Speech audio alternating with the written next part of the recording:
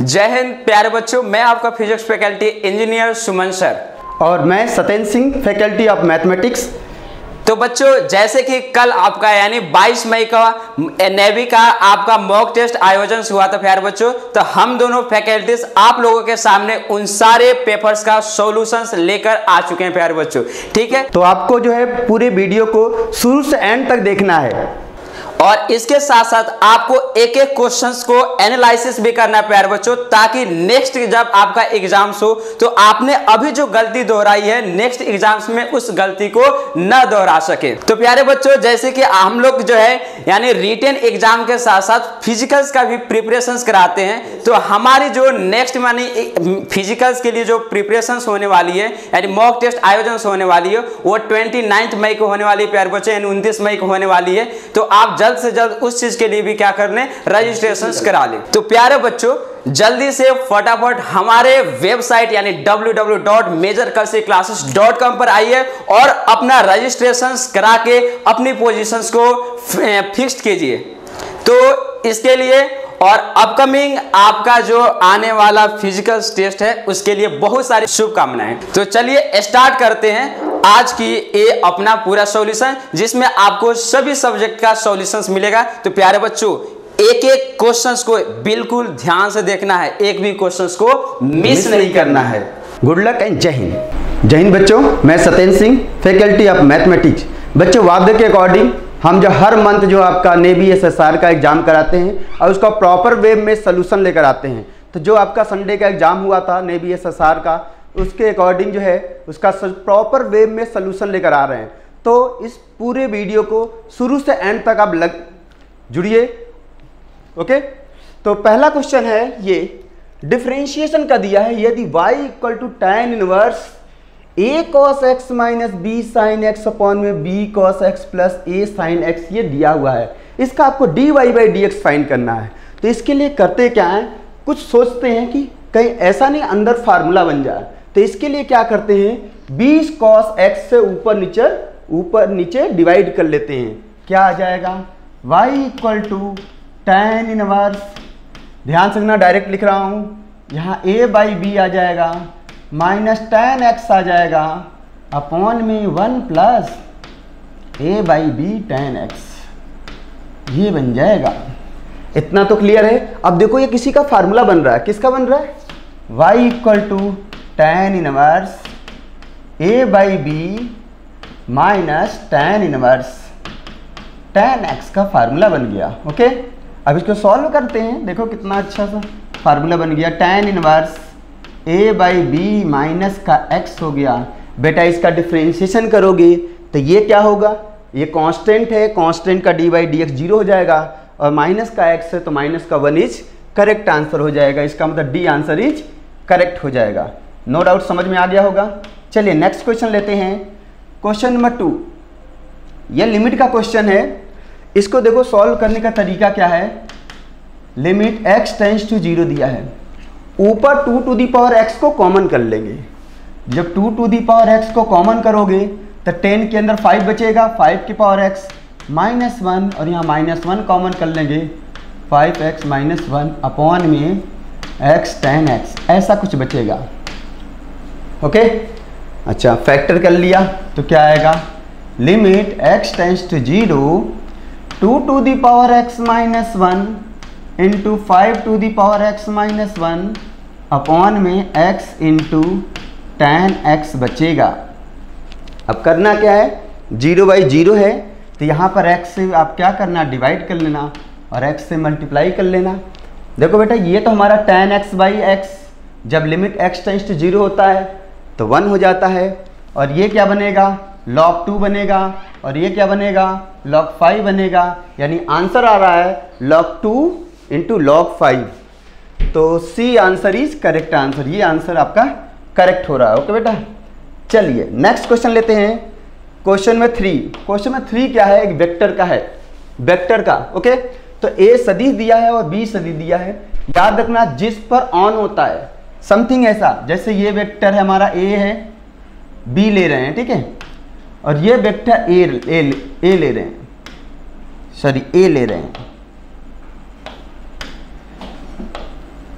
तो इसका प्रोजेक्शन जो वेक्टर होता है ये होता है, इतना दूर प्रोजेक्शन होता है, और इसको लिखते हैं बी कॉस थीटा लिखते हैं। ये प्रोजेक्शन है, projection of A on vector B.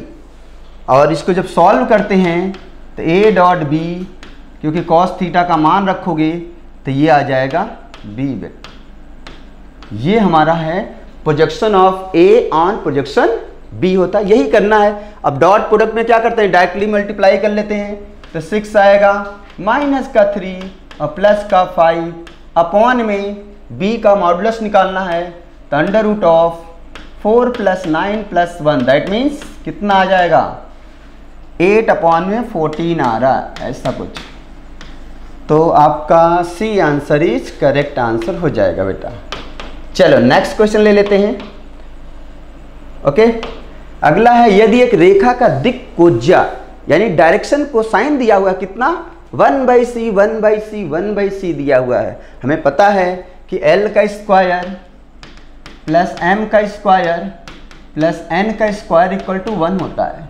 Okay, रख देंगे वैल्यू 1 अपॉन में c का स्क्वायर 1 अपॉन में c स्क्वायर प्लस 1 अपॉन में c स्क्वायर इक्वल टू 1 हो जाएगा, यानी c स्क्वायर का मान 3 हो जाएगा, तो c हो जाएगा ±√3, ऐसा कुछ हो रहा है। तो ये D answer is correct answer हो जाएगा। ओके, चलिए नेक्स्ट क्वेश्चन लेते हैं। क्वेश्चन नंबर 5 कह रहा है 15 छात्रों के बीच में यदि 10 छात्र जो पास होने वाले उत्तीर्ण हैं उनके मार्क्स दिया हुआ है, तो 15 छात्रों की मीडियन बताना, माध्यिका आपको बताना है। ओके बच्चों, तो देखो जो फेल होंगे वो लेफ्ट में होंगे। हमें पता है कि मीडियम फाइंड करने के लिए क्या होता है, अरेंज करते हैं, या तो इंक्रीजिंग ऑर्डर में या तो आपका डिक्रीजिंग ऑर्डर में अरेंज करते हैं। ओके, तो जो फेल होने वाले होंगे वो तो लेफ्ट में होंगे। चलो ये भाई फेल होने वाले हैं, ये हमारे फेल होने वाले 5 हैं। इसके बाद जो है अरेंज कर रहे हैं, हमने ऐसा सिंबल दे दिया, 0 नहीं है, 0 मत समझना है आप। चलो ऐसे लिख लेते हैं, x1 x2 x3 x4 x5, इस तरह ले लेते हैं, समझने में दिक्कत नहीं आएगी। इसके बाद इसको अरेंज करो, अरेंज करने में पहले 40 आएगा, फिर क्या दिख रहा है 50, 50 के बाद 60, 60, 60 के बाद 2 बार 70 आया है, 2 बार 70 हो जाएगा, 70 के बाद 75 भी दिख रहा है, यस 75 है, 80, 82 टाइम 80 है, इसके बाद में 90 है, देन 95। काउंट कर लेते हैं, 1 2 3 4 5 6 7 8 9 10 और 15 हो गए। ठीक है, अब हमें पता है मीडियन का फार्मूला होता है, याद है सबको, n+1/2th टर्म, ये होता है हमारा फार्मूला। इसी फार्मूले को यूज करोगे तो आपका आ जाएगा। तो 15 + 1 16 हो जाएगा, 16 में 2 की भाग करोगे 8 आ जाएगा, मतलब 8वां टर्म। 8वां टर्म क्या, 5 तो ये है, 6 7 8वां कितना आ गया, 60 आ गया। तो इसका राइट आंसर इज 60 हो जाएगा। ओके बच्चों, चलिए नेक्स्ट क्वेश्चन लेते हैं। Question number 6 permutation and combination का है, कितने प्रकार से केवल शब्द को व्यवस्थित किया जाए जिसमें स्वर सदैव विषम स्थानों पर है। 2 बार से लगातार इस टाइप का क्वेश्चन पूछा जा रहा है, बट एनडीए में पूछा जा रहा है। ओके, तो केवल शब्द दिया है, तो विषम स्थानों पर आने के लिए सबसे पहले 5 लेटर हैं, तो 5 बॉक्स बना लेना। करने का मेथड यही है, 5 बॉक्स बना दिया। इसके बाद क्या है, यहाँ 1 करेंगे, 2 करेंगे, 3 4 एंड 5 नंबरिंग कर लेते हैं। फर्स्ट बॉक्स बनाओगे, देन नंबरिंग करोगे। अब नंबरिंग करने के बाद ऑड पोजीशन देखते हैं, ऑड पोजीशन कितनी है। तो ऑड पोजीशन आपकी 3 है, 3 पोजीशन पे आपको 2 को अरेंज करना है, 3 पोजीशन पे 2 को अरेंज करना। बाकी कितने बच रहे हैं, 3 बच रहे हैं, 3 फैक्टोरियल हो जाएगा। तो ये 3 फैक्टोरियल 6 होगा और ये भी 6 होगा, दैट मीन्स 36 आ जाएगा। बहुत आसान क्वेश्चन था, क्वेश्चन ये आपका D answer is correct answer. Okay, चलिए नेक्स्ट क्वेश्चन लेते हैं, यह 7th नंबर क्वेश्चन। यदि साइन थीटा और कॉस थीटा इस द्विघात समीकरण के मूल हैं तो निम्न से कौन सा संतुष्ट करेगा। आपको पता है alpha plus beta minus B by ये होता है, तो alpha means sine theta, beta means cos theta equal to minus B by ये होगा। Okay, and alpha into beta equal to होता है सी बाई ए होता है। ये फार्मूला आपको याद होना चाहिए। यहाँ पे स्क्वायरिंग बोथ साइड करेंगे, sine theta plus cos theta का होल स्क्वायर करोगे, sine square theta plus cos square theta 1 बन जाएगा, plus 2 sine theta cos theta तो 2 होगा, और ये होगा सी अपॉन में ए हो जाएगा। इतना तो कैलकुलेशन आपको आना चाहिए जिस तरह से मैं आपको बता रहा हूँ, तभी आपका टाइम बचेगा। ए स्क्वायर से multiply, A square plus 2ac equal to B square, ये आ रहा है, यानी A square minus B square plus 2ac, A square minus B square plus 2, yes C answer is correct answer हो जाएगा। Okay बच्चों, चलिए नेक्स्ट क्वेश्चन लेते हैं। क्वेश्चन नंबर 8, ये हमारा डोमेन का है। ओके, तो इस टाइप का जब भी क्वेश्चन आए तो एफ एक्स इज डिफाइन, कब डिफाइन होगा? जो रूट के अंदर नंबर हमारा ग्रेटर देन 0 होगा तभी डिफाइन होगा, अदरवाइज डिफाइन नहीं होना है। बट यहाँ याद रखना x minus 4 not equal to 0 आना चाहिए, यानी x का मान 4 नहीं लेना है, इस बात को हमेशा याद रखना।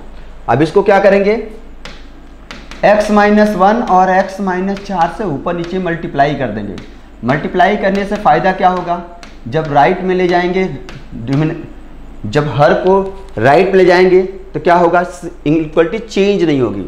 तो इससे फाइनली आ जाएगा x minus 1 and x minus 4 greater then equal to 0। But बेटा याद रखना ये 4 नहीं लेना, बच्चे यही गलती कर जाते हैं। चलो इसको डायग्राम बनाते हैं, यहाँ 1 आएगा, यहाँ 4 आएगा, ये बना लिया, यहाँ प्लस का साइन, माइनस का साइन, प्लस का साइन। हमें क्या करना है, माइनस इनफाइनाइट से 1 जाना है, 1 पे क्लोज ब्रैकेट होगा, यहाँ ओपन ब्रैकेट यूनियन लगाएंगे, 4 तो लेना नहीं है, 4 से लेकर इनफाइनाइट, ऐसा कहीं दिख रहा है? Yes, C answer is correct answer, C answer is correct answer. Okay बच्चों, चलिए नेक्स्ट क्वेश्चन लेते हैं। दिया है 9th क्वेश्चन है, 2 पासे को एक साथ उछाले जाने। देखो पासे का क्वेश्चन तो फिक्स रहता है, तो यहाँ पर 2 पासों को एक साथ उछाला गया, दोनों पासों पर आने वाली संख्या का योगफल एक प्राइम नंबर होना चाहिए, अभाज्य संख्या प्राइम नंबर होना चाहिए। तो इसके लिए मैंने एक शॉर्टकट बता रहा है, उसी शॉर्टकट को फॉलो कर लो। यहाँ याद रखना 7, ये 6 होता है, ये 5 होगा, यहाँ पर 4, यहाँ 3, यहाँ 2। आउटकम भी बना कर सकते हो आप, बट ये मेथड आप लगाते हो तो आपको बहुत जल्दी आपका आंसर आ जाएगा। ओके, याद रखना है ऊपर 7 लेना है, इधर लेफ्ट में माइनस करते जाना है, राइट में आपको प्लस में जाना है। बहुत सारी वीडियो में आपको ऐसा बता रखा हूँ कि ऐसा होता है। ओके, तो यहाँ पर 1 हो जाएगा, 2 है, 3 है, 4 है, 5 है, 6 हो जाएगा, 5 हो जाएगा, 4 हो जाएगा, 3 हो जाएगा, 2 हो जाएगा, 1 हो जाएगा। बहुत सारी वीडियो यूट्यूब पर देखोगे तो इस टाइप मैंने कंसेप्ट आपको बता रखा है। ओके, नीचे प्रोबेबिलिटी लेना है तो नीचे 36 करना है, क्योंकि 2 पासे हैं तो इसको गुणा करोगे 36 आ जाएगा। ओके, टोटल आउटकम 36 होगा। अब आपको करा प्राइम नंबर, प्राइम नंबर का मतलब ये हो जाएगा 2 है, 3 है, 5 है, 7 है और 11 है। इनके आउटकम्स नीचे लिखा हूँ, तो 2 का 1 है, 3 का 2 है, 3 हो जाएगा, 5 का 4 7 हो जाएगा, 13 हो जाएगा और 11 का 2 15 हो जाएगा। टोटल 15 अपॉन में 36 हो जाएगा। इसको काटो दो 3 से, ये हो जाएगा 5/12 आपका करेक्ट आंसर हो जाएगा। A answer he correct answer. ये तो क्वेश्चन बच्चों को याद रहता है, मैक्सिमम बच्चों को। ओके, चलिए नेक्स्ट क्वेश्चन ले लेते हैं। बहुत प्यारा क्वेश्चन है। एक सिक्के को पहला चित्र यानी पहला हेड आने तक क्या करना है, उछालते रहना है। जब तक पहला हेड ना आए तब तक उछालते रहना है। तो आउटकम्स बताना है, आउटकम्स क्या होगा। देखो ये हेड आया तो ये तो गलत है, टेल हेड आ गया ये भी गलत है, ये डी आंसर करेक्ट है। डी आंसर में क्या बोल रहा है, मान लो पहले आपने किया एच आ गया, मान लो पहले हेड नहीं आया तो टेल आया, फिर एक बार उछालना पड़ेगा, हेड आया रुक जाएंगे, फिर इसके बाद मान लो पहले टेल आया, दूसरे पर टेल आया, फिर हेड आया, ऐसे करते जाएंगे। ठीक है, तो ये आपका टोटल आउटकम्स हो जाएगा, यानी D answer is correct answer हो जाएगा। ओके बच्चों, चलिए नेक्स्ट क्वेश्चन लेते हैं। ये दिया है ट्रिगो का क्वेश्चन है, cos 46 degree minus sine 46 degree का मान धनात्मक होगा, ये क्वेश्चन में कह रहा है। दूसरा कह रहा है यहाँ थोड़ा सा मिस प्रिंट, यहाँ पर 44 ले लो, जो कि पेपर होगा आपका उसमें 44 लिखा होगा। ओके, चलिए करते हैं। तो एक कंसेप्ट आपको पता होना चाहिए, अगर ये कंसेप्ट पता है तो इस टाइप का क्वेश्चन सारे क्वेश्चन आप कर सकते हो। यहाँ मान लो आप 45 डिग्री मान लो। ओके, यहाँ पर आपको करना क्या है, ये याद रखना, ये इंटरवल यहाँ से यहाँ तक कहता है कि cos x का मान हमेशा sin x से बड़ा होता है। ये बातें याद होनी चाहिए आपको। यहाँ से लेकर यहाँ तक इंटरवल जो होता है इसमें cos x का मान sin x से बड़ा होता है, और ये जो इंटरवल होता है sin x का मान cos x से बड़ा होता है। अगर ये कंसेप्ट पता है तो इस क्वेश्चन का आंसर विद इन सेकेंड में आप दे सकते हो।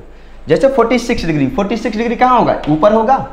इसमें sin x cos x से बड़ा है, साइन ये बड़ा ये छोटा, तो बड़े छोटे में से बड़ा घटाओगे तो हमेशा माइनस आता है, और यहाँ क्या दे दिया? धनात्मक, तो गलत हो गया। आगे 44 डिग्री की बात करते हैं। 44 डिग्री इसके जस्ट नीचे होगा, तो कॉस बड़ा है और साइन छोटा है, तो कॉस बड़ा और साइन छोटा, बड़े में से छोटा घटा रहे हो, बड़े में छोटा घटाओगे तो हमेशा क्या आएगा? पॉजिटिव आएगा। यहाँ तो ऋणात्मक दिया है, नेगेटिव, ये भी गलत है। इसका मतलब है इसका डी आंसर ना तो ए सही है और न ही आपका दूसरा सही है, ना तो पहला सही है ना तो दूसरा सही है। ओके बच्चों, चलिए समझ में आ गया होगा। चलिए क्वेश्चन नंबर 12 की बात करते हैं। क्वेश्चन नंबर 12 में क्या कह रहा है कि 1 + x स्क्वायर के जो रूट हैं अल्फा और बीटा हैं। देखो हर आपको पता होगा कि x स्क्वायर + x + 1 का मान लो 0 है, ये इस तरह दिया हुआ है।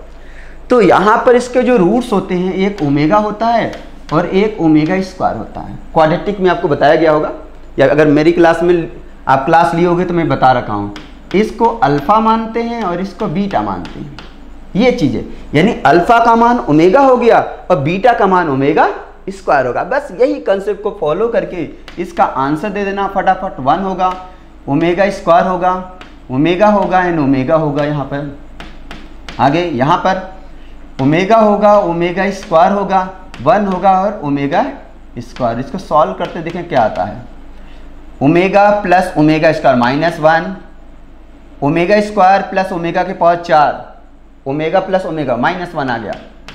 ये तो आपको पता ही होगा कैसे हो रहा। ओमेगा स्क्वायर + ओमेगा माइनस का 1 होगा एंड ओमेगा क्यूब + ओमेगा 2 हो जाएगा। आपको पता होगा 1 + ओमेगा + ओमेगा स्क्वायर का मान क्या होता है? 0 होता है। यहीं से हम कन्वर्ट कर रहे हैं कि ओमेगा + ओमेगा स्क्वायर जहाँ आ रहा वहाँ -1 ले रहे हैं, और ओमेगा क्यूब का मान बेटा 1 क्यूब का मान 1 होता है। ये दो कंसेप्ट अप्लाई करके हम ये आंसर ला रहे हैं। तो आंसर कौन सा होगा? B answer is correct answer हो जाएगा। ओके बच्चों, चलिए नेक्स्ट क्वेश्चन लेते हैं। Question number 30। यदि 3 कोटि का अभी इस प्रकार दिया है, ये चीज दिया है, तो इसका मान बताना है। Mod of adjoint of A का, ये इसमें 2 फार्मूले अप्लाई होता है। एक formula a × adjoint of A, a × adjoint of A equal to 10i है, यहाँ दिया था। ये होता है यहाँ पर डिटर्मिनेंट ऑफ ए होता है, यानी a × adjoint of A equal to determinant of a × i होता है। तो इससे ये तो पक्का पता चल गया कि डिटर्मिनेंट ऑफ a का मान 10 है। इतना तो क्लियर है ना। अच्छा, इसका भी फार्मूला होता है adjoint of a equal to होगा डिटर्मिनेंट ऑफ a के पावर n -1, ये होता है। ये 10 हो गया, 10 के पावर n का मान 3 है, तो 3 में से 1 घटाओगे 2, यानी 100 आंसर आएगा। तो देखते हैं 100 है। Yes, B answer is correct answer. B answer पे 100 दिया हुआ है। ओके, चलिए नेक्स्ट क्वेश्चन ले लेते हैं। ये भी डिटर्मिनेंट का ही है। इस टाइप का डिटर्मिनेंट क्वेश्चन आएगा तो आपको सोचना पड़ेगा कि हम कैसे करें। अगर एक्सपेंड करोगे बेटा ना तो बहुत लेंदी हो जाएगा, आप विद इन टाइम में नहीं कर सकते, कुछ सोचना पड़ता है। ध्यान से इन दोनों को जोड़ दो, यानी R1 को लिख लो R1 + R3, R1 + R3 क्या आएगा? डेल्टा। चलो लिखते हैं 1 - आयोटा होगा। अच्छा, यहाँ जोड़ोगे तो इससे कट जाएगा और आपका ये इससे कट रहा है, ओमेगा + ओमेगा स्क्वायर माइनस का 1 आ जाएगा, और इसको जोड़ोगे क्या आएगा? ओमेगा स्क्वायर माइनस का 1। अच्छा, यहाँ 1 - आयोटा -1 और ओमेगा स्क्वायर -1, यहाँ कुछ भी रहे डिटर्मिनेंट का मान 0 हो जाता है। हमें पता है किसी डिटर्मिनेंट कोई 2 रो या कॉलम बराबर है तो डिटर्मिनेंट का मान 0 हो जाता है। बस 0 हो गया, A answer is correct answer हो गया। चलिए बच्चे नेक्स्ट क्वेश्चन लेते हैं। क्वेश्चन नंबर 15 क्वाड्रेटिक का दिया हुआ क्वेश्चन, बहुत प्यारा क्वेश्चन है। कह रहा है कि x² + 6x + 5 = 0, इसके रूट अल्फा और बीटा है। तो यहाँ से पता चल गया कि अल्फा + बीटा क्या होगा? -6 होगा, एंड अल्फा × बीटा क्या होगा? 1 होगा। इसका फार्मूला भी हमें पता है, अल्फा - बीटा इक्वल टू √ क्या होगा? Alpha + beta whole square minus का 4 अल्फा बीटा। ये तो फार्मूला सबको पता होना चाहिए, जितने लोग डिफेंस के एस्पिरेंट हैं, डिफेंस की तैयारी करने वाले, ये तो याद होना चाहिए क्योंकि हर कहीं भी लग सकता है ऐसा फार्मूला। तो यहाँ पर हो जाएगा -6 का स्क्वायर -4 × 1 हो जाएगा, कितना आएगा 36 में 4 32, 32 में 4 √ 2। इतना तो कैलकुलेशन आपको फटाफट आना चाहिए। क्लियर? चलिए नेक्स्ट क्वेश्चन लेते हैं। क्वेश्चन नंबर हमारा है 16 नंबर। करा यदि किसी समांतर श्रेणी के n पदों का योगफल n² - 2n, तो इसका nवां पद क्या होगा? करा Sn = दिया है n² - 2n दिया है, इस टाइप का। तो क्या डायरेक्ट an भी निकालने का एक शॉर्टकट होता है। करते क्या, इसका डबल कर लेते हैं या इसका डिफरेंशिएशन करते हैं, फिर इसके कोफिशिएंट ये माइनस करते हैं, यानी -2 - 1 करोगे, क्या आ जाएगा 2n - 3 हो जाएगा। ये कंसेप्ट आपको पता होना चाहिए। अगर ये पता है तो आप इस क्वेश्चन को देखकर आंसर लगा सकते हो। इसका मतलब B answer is correct answer. जिन बच्चों को नहीं पता उनके लिए फार्मूला लिख दे रहा हूँ। Sn = an² प्लस का bn, मान लो सपोज इस तरह दिया है, आपको an बताना है तो करना क्या, 2an कर देना प्लस अब b में से a को माइनस कर देना। ये फार्मूला हम यूज कर रहे हैं, ये फार्मूला हम यूज कर रहे हैं। an² प्लस bn दिया है तो an = 2an plus b minus a। Okay, चलिए नेक्स्ट क्वेश्चन लेते हैं। Question number 17। करा यदि गुरुत्तर श्रेणी के 10वां पद 9, 10वां पद 9 दिया है और चौथा पद 4 दिया है, तो आपको बताना है कि 7वां पद क्या होगा। ओके, तो 10वां पद मतलब जानते हो क्या होता है, ar⁹ होता है। ये दे दिया आपको 9 दे दिया, और चौथा पद क्या होता है, ar³ होता है, तो ये आपको 4 दे दिया। दोनों को गुणा कर लो, दोनों को क्या आएगा, a⁴ × r⁴ बराबर 36 हो जाएगा। अच्छा, इसका स्क्वायर रूट लोगे तो क्या आएगा, ar⁶ बराबर 6 हो जाएगा। इसी को तो 7वां बोलते हैं, तो इसका 7वां पद जो है 6 हो जाएगा, यानी 6 A answer is correct answer हो जाएगा। ओके बच्चों, चलिए नेक्स्ट क्वेश्चन, क्वेश्चन नंबर 18। बहुत प्यारा क्वेश्चन है। 12 बिंदुओं में से करा 7 बिंदु एक सरल रेखा में है, तो कितने त्रिभुज बन सकते हैं। बेटा हमें पता है कि नंबर ऑफ ट्रायंगल जो होता है, सिंपल सा फार्मूला था NC3 होता है, ये नंबर ऑफ ट्रायंगल का फार्मूला होता है। बट इसमें कुछ ऐसे बिंदु दिया है जो है n हमारा नंबर ऑफ पॉइंट्स है, बिंदुओं की संख्या है। बट इसमें कुछ बिंदु ऐसे हैं जो एक रेखा में हैं। जब एक रेखा में होंगे तो उनसे कोई भी ट्रायंगल नहीं बनेगा, तो उसको माइनस करना पड़ेगा। यानी नंबर ऑफ ट्रायंगल अप्लाई करोगे तो 12C3, ये तो टोटल हुआ। इसमें से 7 वाला घटाना पड़ेगा, क्योंकि 7 वाले में क्या है, उससे एक भी ट्रायंगल नहीं बनेगा, इसलिए हम क्या कर रहे हैं, माइनस कर दे रहे हैं। क्लियर है? चलो आगे इसको सॉल्व करते हैं। इसको सॉल्व करने के लिए 12 × 11 × 10, ये तो पता होगा ना, 3 × 2 × 1। फार्मूला नहीं अप्लाई कर रहा हूँ मैं, तो भाई लॉजिक कर रहा हूँ। ये हो जाएगा 6 × 5 अपॉन में 3 × 2 × 1। क्या करते क्या हैं, ऊपर 7 है और यहाँ 3 लिखा है, 7 को 3 बार लिखना है, बट माइनस करके लिखना है। तो जब माइनस करोगे तो आएगा 6 आएगा, 7 आएगा, फिर देन 6 आएगा, देन 5 आएगा, और नीचे जो होगा 3 है तो 3 × 2 × 1 हो जाएगा।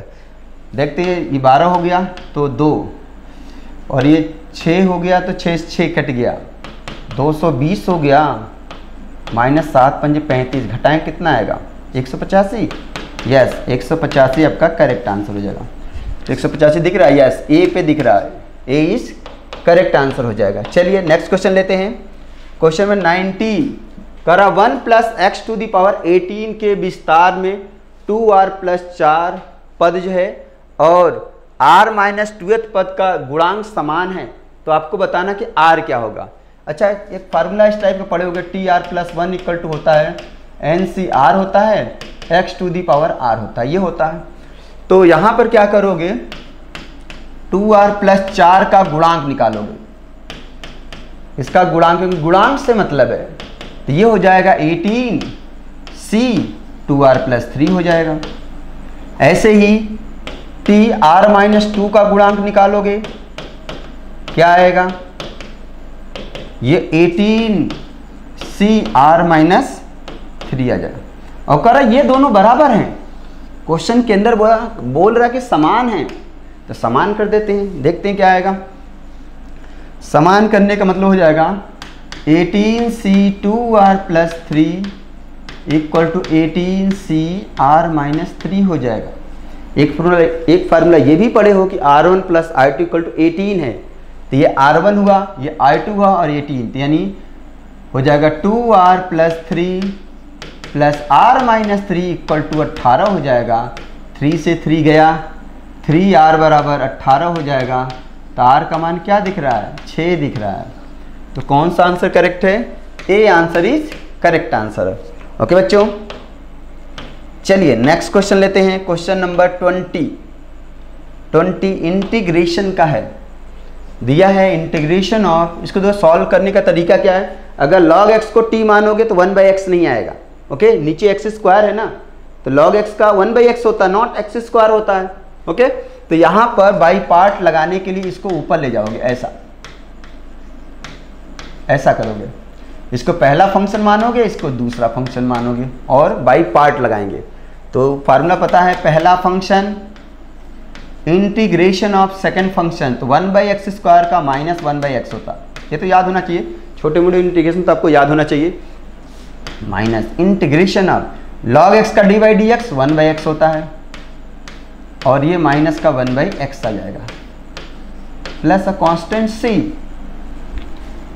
अच्छा, यहां से 1/x आया और log x आया, माइनस में प्लस हो जाएगा और यहां पर 1/x स्क्वायर आ गया, 1/x square dx plus constant c, और 1/x स्क्वायर का दोबारा से आ जाएगा आपका log x minus 1/x plus c। अब यहाँ माइनस 1/x को कॉमन करोगे तो क्या आएगा? log x प्लस 1 आ जाएगा। आप जब यहाँ पर माइनस 1/x कॉमन करोगे तो log x प्लस 1 आ जाएगा। ओके, तो आपका A answer is correct answer हो जाएगा। चलिए नेक्स्ट क्वेश्चन ले लेते हैं। क्वेश्चन नंबर 21, ये भी इंटीग्रेशन का ही है। ठीक है बेटा, याद रखना एक फार्मूला होता है e⁻x f'(x) plus f'(x), sorry fx, यहाँ fx है, fx बस fx है और यहाँ f' है। इस फॉर्मेट में कहीं भी इंटीग्रेशन दिया है तो जब बाई पार्ट लगाते तो फाइनली हमारा रिजल्ट ये आता है। बस इसी फार्मूले को हमें याद रखना है और इस फार्मूले को से कंसेप्ट से ये क्वेश्चन में सॉल्व करना है। क्या आएगा? e⁻x आ गया तो सोचेंगे कि ऐसा फार्मूला, यही वाला फार्मूला तो नहीं बन रहा। ओके, यहाँ पर सॉल्व करो, 1 प्लस एक्स स्क्वायर हो जाएगा, माइनस का 2x हो जाएगा, अपॉन में 1 प्लस एक्स का स्क्वायर हो जाएगा। ये कंसेप्ट हमने लगा दिया आपको। ओके, यहाँ से क्या आएगा? e⁻x आ जाएगा, ये अपॉन में ये कर दो, एक कट जाएगा, 1 प्लस एक्स स्क्वायर हो जाएगा। इतना तो क्लियर है। माइनस 2x अपॉन में 1 प्लस एक्स स्क्वायर का होल स्क्वायर बन रहा है, ये चीज dx। अब देखो ये फंक्शन हमारा और इसका dy/dx ये यहाँ पड़ा हुआ है। जब इसका dy/dx निकालोगे तो ये आ जाएगा। इसका मतलब है कि e⁻x आएगा इंटू fx। fx क्या है? ये है। बस सीधे सीधे फार्मूला अप्लाई कर लेंगे। ठीक है, तो यहाँ से आ जाएगा e⁻x इंटू 1 अपॉन में 1 plus x square. Yes, A answer is correct answer हो जाएगा। ओके बच्चों, चलिए नेक्स्ट क्वेश्चन लेते हैं। क्वेश्चन नंबर 22, ये डेफिनेट इंटीग्रेशन क्वेश्चन है। 0 to π/2 है। log 4 plus 3 sin x upon में 4 प्लस 3 cos x। तो इसमें प्रॉपर्टी 4 लगा दो। प्रॉपर्टी 4 हम सबको पता है, जहाँ जहाँ a होता है वहाँ पर a माइनस x कर लेते हैं। तो जैसे आप लगाओगे क्या आएगा? 4 प्लस 3। अब बेटा ये साइन x है तो साइन पाई माइनस x जब करोगे तो cos x बन जाएगा। अपॉन में नीचे क्या आएगा? 4 प्लस 3 साइन x बन जाएगा, ये बन जाएगा। और ये i दिया और ये i आ गया, दोनों को जोड़ देते हैं तो हो जाएगा 0 to π/2, ये बनेगा। अच्छा log m plus log n बन रहा है, तो आपको पता है log m plus log n equal to होता है log m into log n, तो दो मल्टीप्लाई हो जाएंगे। ये यहाँ हो जाएगा 4 प्लस 3 साइन एक्स अपॉन में 4 प्लस 3 कॉस एक्स, ये आएगा इनटू ऊपर आएगा 4 प्लस 3 कॉस एक्स अपॉन में 4 प्लस 3 साइन एक्स, ये आ जाएगा, इतना आएगा। अब देखो ये तो इससे जा रहा है और ये इससे जा रहा है, log 1 आ गया, log 1 0 होता है तो सबका इंटीग्रेशन होगा, फाइनली क्या जाएगा 0 हो जाएगा। ये क्वेश्चन है, ठीक है, तो इसका A answer is correct answer हो जाएगा। ओके, इसका और भी ऑप्शन था यहाँ पर, ये 2 यहाँ पर था, ठीक है, ये दिया नहीं है बट ये 2 यहाँ अपॉन, ये सी आंसर आपका 2 है, ये 3/4 ये 2 है। ओके बच्चों, चलिए नेक्स्ट क्वेश्चन लेते हैं। अच्छा, क्वेश्चन में 23 क्या है, कर एक बिंदु है और एक सर्कल है, ये जैसे सर्कल है, इस सर्कल पे कोई बिंदु दिया है और पता करना है कि उससे कितनी स्पर्श रेखाएं खींच सकते हो, नंबर ऑफ टेंजेंट कैसे ड्रॉ करोगे। ओके, तो हमें पता है कि अगर पॉइंट सर्कल के अंदर होगा तो एक भी टेंजेंट आप ड्रॉ नहीं कर सकते, अगर पॉइंट जो सर्कल पर होगा तो एक टेंजेंट ड्रॉ कर सकते हो, और पॉइंट सर्कल के बाहर होगा तो 2 टेंजेंट ड्रॉ कर सकते हो। तो सबसे पहले ये पता करेंगे हमारा पॉइंट कहाँ है, सर्कल के अंदर है, सर्कल पे है या सर्कल के बाहर। ये पता करने के लिए क्या करते हैं, S1 निकालते हैं। S1 मतलब होता है जो समीकरण दिया है ना, समीकरण सर्कल का समीकरण दिया, उसमें ये पॉइंट लाई करा दो, तो -1 का स्क्वायर -2 का square plus 2 into -1 plus 4 into -2 -11 क्या आएगा, 1 प्लस 4 -2 -8 -11, ये ओवरऑल क्या हो गया, लेस देन 0 आ गया। बेटा जब लेस देन 0 होता है तो पॉइंट सर्कल के अंदर होता है, और जब पॉइंट सर्कल के अंदर होगा तो एक भी टेंजेंट ऑफ ड्रॉ नहीं कर सकते, तो 0 पे आंसर लगा कर चले आओगे। चलिए नेक्स्ट क्वेश्चन लेते हैं, क्वेश्चन नंबर 24, ये कॉम्प्लेक्स नंबर का है, दिया √6 plus iota upon √3 plus iota upon √3 minus iota whole power 6 दिया है। तो अगर इस टाइप का दिया है तो एक कंसेप्ट बता रहा हूँ, आप जब अप्लाई करते हो ये इसका मान होता है -2i ओमेगा होता है, इस बात को याद रखना, और ये होता है √3 minus iota equal to 2 iota omega का स्क्वायर होता है। ये 2 एज अ कंसेप्ट समझ लो, एज अ फार्मूला आप याद रखना, ठीक है। तो इनका आंसर आप विद इन सेकेंड में दे सकते हो, यानी 2i omega upon 2i omega का स्क्वायर के पावर 6। ओके, इससे ये कट रहा है, इससे ये कट रहा है, इससे ये कट रहा है, 1 का पावर -6 -1 की पावर 6 1 हो जाएगा, यहाँ ओमेगा का पावर, और ओमेगा का पावर 6 कितना होता है, 1 ही होता है, तो ओवरऑल हमारा 1 आ गया, तो इससे आंसर आ जाएगा आपका C answer is correct answer हो जाएगा। ओके बच्चों, चलिए नेक्स्ट क्वेश्चन और लास्ट क्वेश्चन हमारा है, इसमें ऑर्डर बताना है। तो ऑर्डर बताने में क्या होता है, ये देखते हैं कितनी मैक्सिमम बार डिफरेंशिएशन हुआ है, जो अवकल समीकरण है उसमें कितनी मैक्सिमम बार डिफरेंशिएशन हुआ है। तो देखो यहाँ पर 1 बार डिफरेंशिएशन हुआ है, यहाँ पर 2 बार डिफरेंशिएशन हुआ है, तो इसका ऑर्डर तो 2 हो जाएगा, ऑर्डर तो 2 हो जाएगा, बट इसकी अगर घात पूछा जाता है, डिग्री पूछी जाती, तब क्या करते, उसको क्या करते, स्क्वायर करते, तो स्क्वायर करने के बाद ये आता, यहाँ 6 हो जाता, यहाँ 1 प्लस dy/dx हो जाता, ठीक है, ये होता।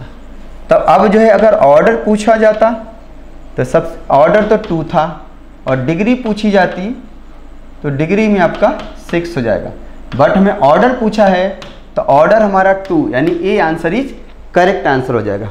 ओके बच्चों, इसके साथ ही ये प्रॉपर सोल्यूशन हो गया आपका नेवी SSR के पेपर का। ओके, नो डाउट सबको समझ में आया होगा।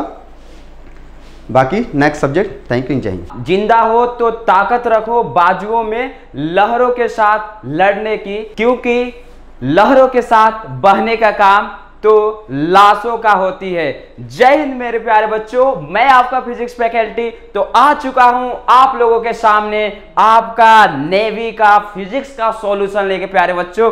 तो मुझे आशा है कि आप बहुत बेहतरीन करके आए होंगे मॉक टेस्ट में, और आपका रिजल्ट भी बहुत ही बेहतरीन आने वाला है।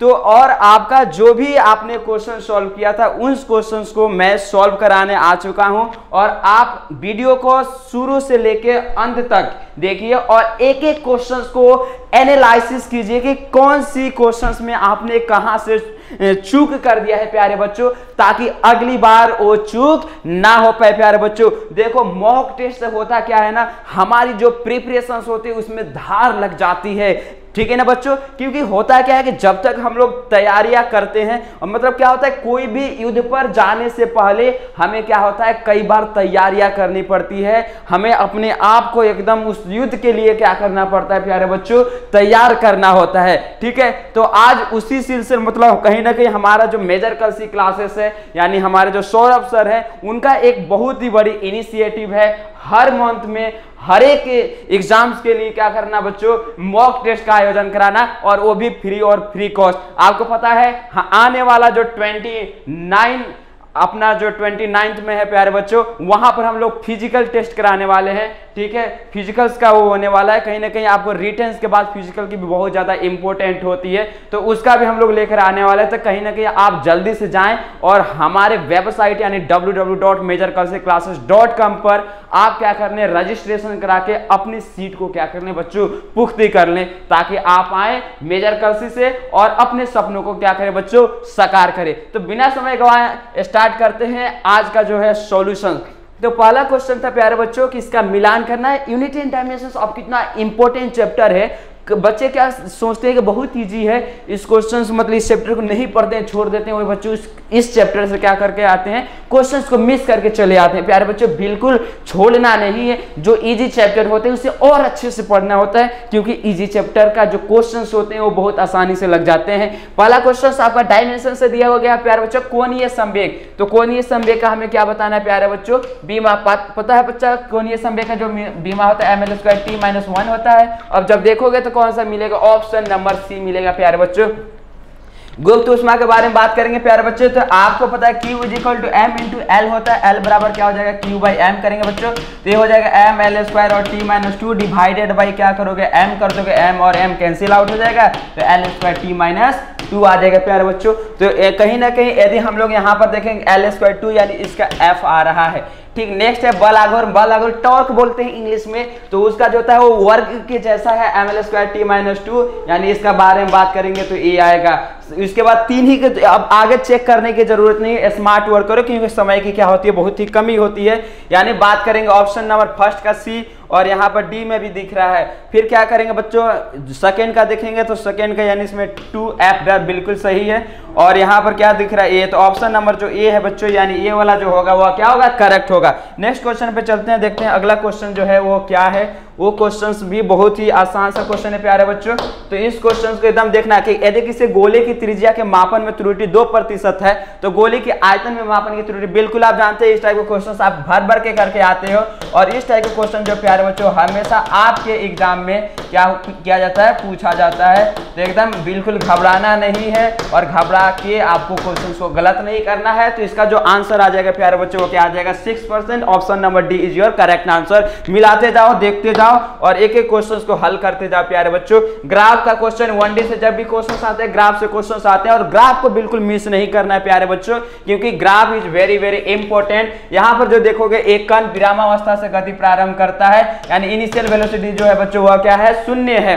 तो त्वरण समय ग्राफ चित्र में दिखाया गया कण की अधिकतम चाल क्या बतानी है, बहुत इजी है। त्वरण समय ग्राफ का जो क्षेत्रफल होता है, यानी प्यारे बच्चों जो एरिया होता है वह क्या होता है, VDT, यानी एरिया जो होता है प्यारे बच्चों वह V-U को बताता है, ठीक है, V-U। तो एरिया जब निकालोगे तो क्या हो जाएगा, 1/2 × 10 × 11 = V-0 हो जाएगा।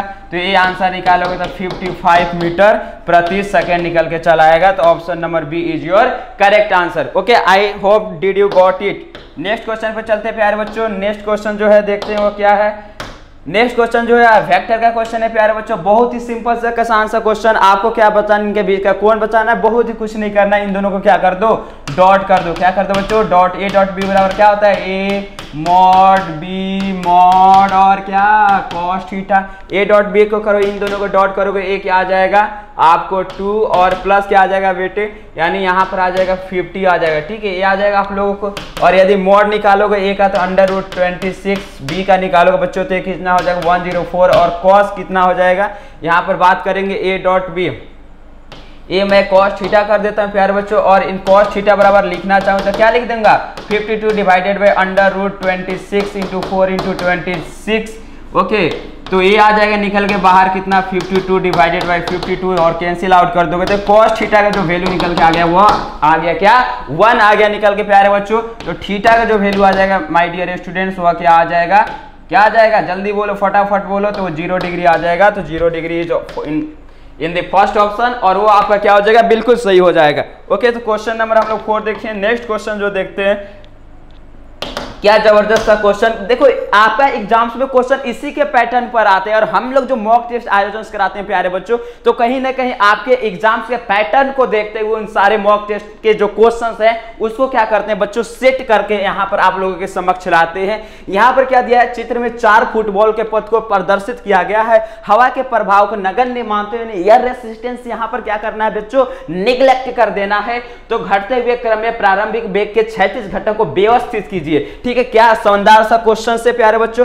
आपको पता है यहाँ पर जो टाइम है वह क्या रहने वाला है, सेम रहने वाला है। एच जो है बच्चों वो भी क्या रहने वाला है, सेम रहने वाला है। तो कहीं ना कहीं यहाँ पर हम लोग आर जो हो जाएगा डायरेक्टली प्रोपोर्शनल हो जाएगा यू का, मतलब जिसका रेंज सबसे ज्यादा होगा, जिसका परास सबसे ज्यादा होगा प्यारे बच्चों, उसका वेलोसिटी भी क्या होगा सबसे ज्यादा होगा। तो 4 का यानी ए R4 है, ए R3 है बच्चों, ए R2 है, और ये क्या आ जाएगा R1। तो ऑप्शन नंबर जो हो जाएगा 4 का सबसे जाएगा, फिर 3 का, फिर 2 का, फिर 1। घटते क्रम में लिखना एकदम ध्यान से समझना, 1 2 3 4 मत कर देना वरना आंसर क्या हो जाएगा गलत। ओके, चलिए चलते हैं आगे, चलते हैं प्यारे बच्चों। अगला क्वेश्चन क्या है आप लोग के सामने, तो अगला क्वेश्चन जो देखोगे तो वो क्या दिया हुआ है कि एक 20 किलोग्राम का बंदर है, एक ऊर्ध्वाधर रस्सी को पकड़े हुए 25 किलोग्राम के द्रव्यमान को लटकने पर डोरी टूट जाती है, तो कितने अधिकतम त्वरण के से बंदर रस्सी के अनुदिश ऊपर की ओर चढ़ सकता है। बहुत ही शानदार सा क्वेश्चन प्यारे बच्चों। एक रस्सी है, रस्सी का जो टी मैक्स दे दिया है वह कितना दिया प्यारे बच्चों 25 × 10 यानी कितना दे दिया 250 न्यूटन दिया हुआ है। और ये है अपना बंदर मामा जो बचपन में आप पढ़ते आ रहे हो, इनका पूंछ है, या क्या करना चाह रहे हैं इस रस्सी पर पकड़ के चढ़ना चाहते हैं। अब चढ़ेंगे तो कहीं ना कहीं क्या होगा टेंशन तो जनरेट करेंगे ही प्यारे बच्चों। ठीक है, तो कितना टेंशन मतलब मैक्सिमम कितना एक्सीलरेशन, मैक्सिमम कितना त्वरण के साथ चढ़ सकता है ताकि रस्सी जो है वह टूट नहीं सके। तो यदि बात करेंगे बच्चों तो इसका फ्री बॉडी डायग्राम बनाए, उस पर टेंशन लगेगा, नीचे क्या लगेगा mg लगेगा। तो T max minus mg is equal to क्या कर देंगे बच्चे ma कर देंगे, यानी ये हो जाएगा 250 minus 200 is equal to 20 × a बच्चों। तो a का जो वैल्यू आ जाएगा 5/2 यानी 2.5 मीटर प्रति सेकेंड स्क्वायर आ जाएगा निकल के। ठीक है, तो ये सिंपल सा क्वेश्चन था, बहुत ही शानदार सा क्वेश्चन, और ऑप्शन नंबर ए जो हो जाएगा आपका क्या हो जाएगा करेक्ट आंसर हो जाएगा।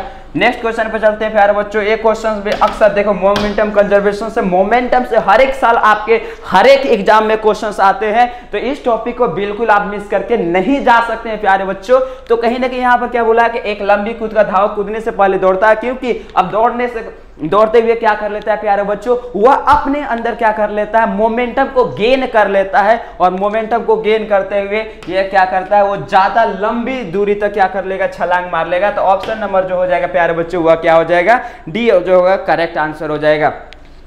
नेक्स्ट क्वेश्चन पे आते हैं, जब किसी स्प्रिंग को 2 सेंटीमीटर तक खींचा जाता है तो इसमें 100 जूल की ऊर्जा क्या हो जाती है संचित हो जाती है। मान के चलो एक्स का वैल्यू क्या मान लेते हैं प्यारे बच्चों 2 सेंटीमीटर मान लेते हैं, और एनर्जी जो होता है वो 1/2 के एक्स स्क्वायर, और इसका वैल्यू क्या दे दिया 10 जूल दिया हुआ है प्यारे बच्चों। अब क्या बोल रहा है यहाँ से 2 सेंटीमीटर और खींच लेते हैं, यानी एक्स डैश का जो वैल्यू आ जाता है प्यारे बच्चों वह 4 सेंटीमीटर हो जाता है, यानी इसको हम लोग क्या बोल देंगे प्यारे बच्चों, एकदम ध्यान से समझना, इसको मैं बोल दूंगा 2x बोल दूंगा। ठीक है, अब u डैश का वैल्यू निकालोगे तो u डैश का वैल्यू कैसे निकालोगे प्यारे बच्चों, तो u डैश का वैल्यू निकालने के लिए यानी जो चेंज निकालते हैं, चेंज में बात करूं प्यारे बच्चों, तो डेल्टा यू का मान जो निकालेंगे 1/2 क्या हो जाएगा 1/2 के, और यहाँ हो जाएगा 4x square minus x square. देखो एक्स स्क्वायर 2x का स्क्वायर किया तो 4x स्क्वायर आ जाएगा, यानी 1/2 और के एक्स स्क्वायर इंटू 3 कर देंगे। तो प्यारे बच्चों 1/2 के एक्स स्क्वायर का वैल्यू क्या हो जाएगा, यानी हो जाएगा 3 × 100, that will be my dear student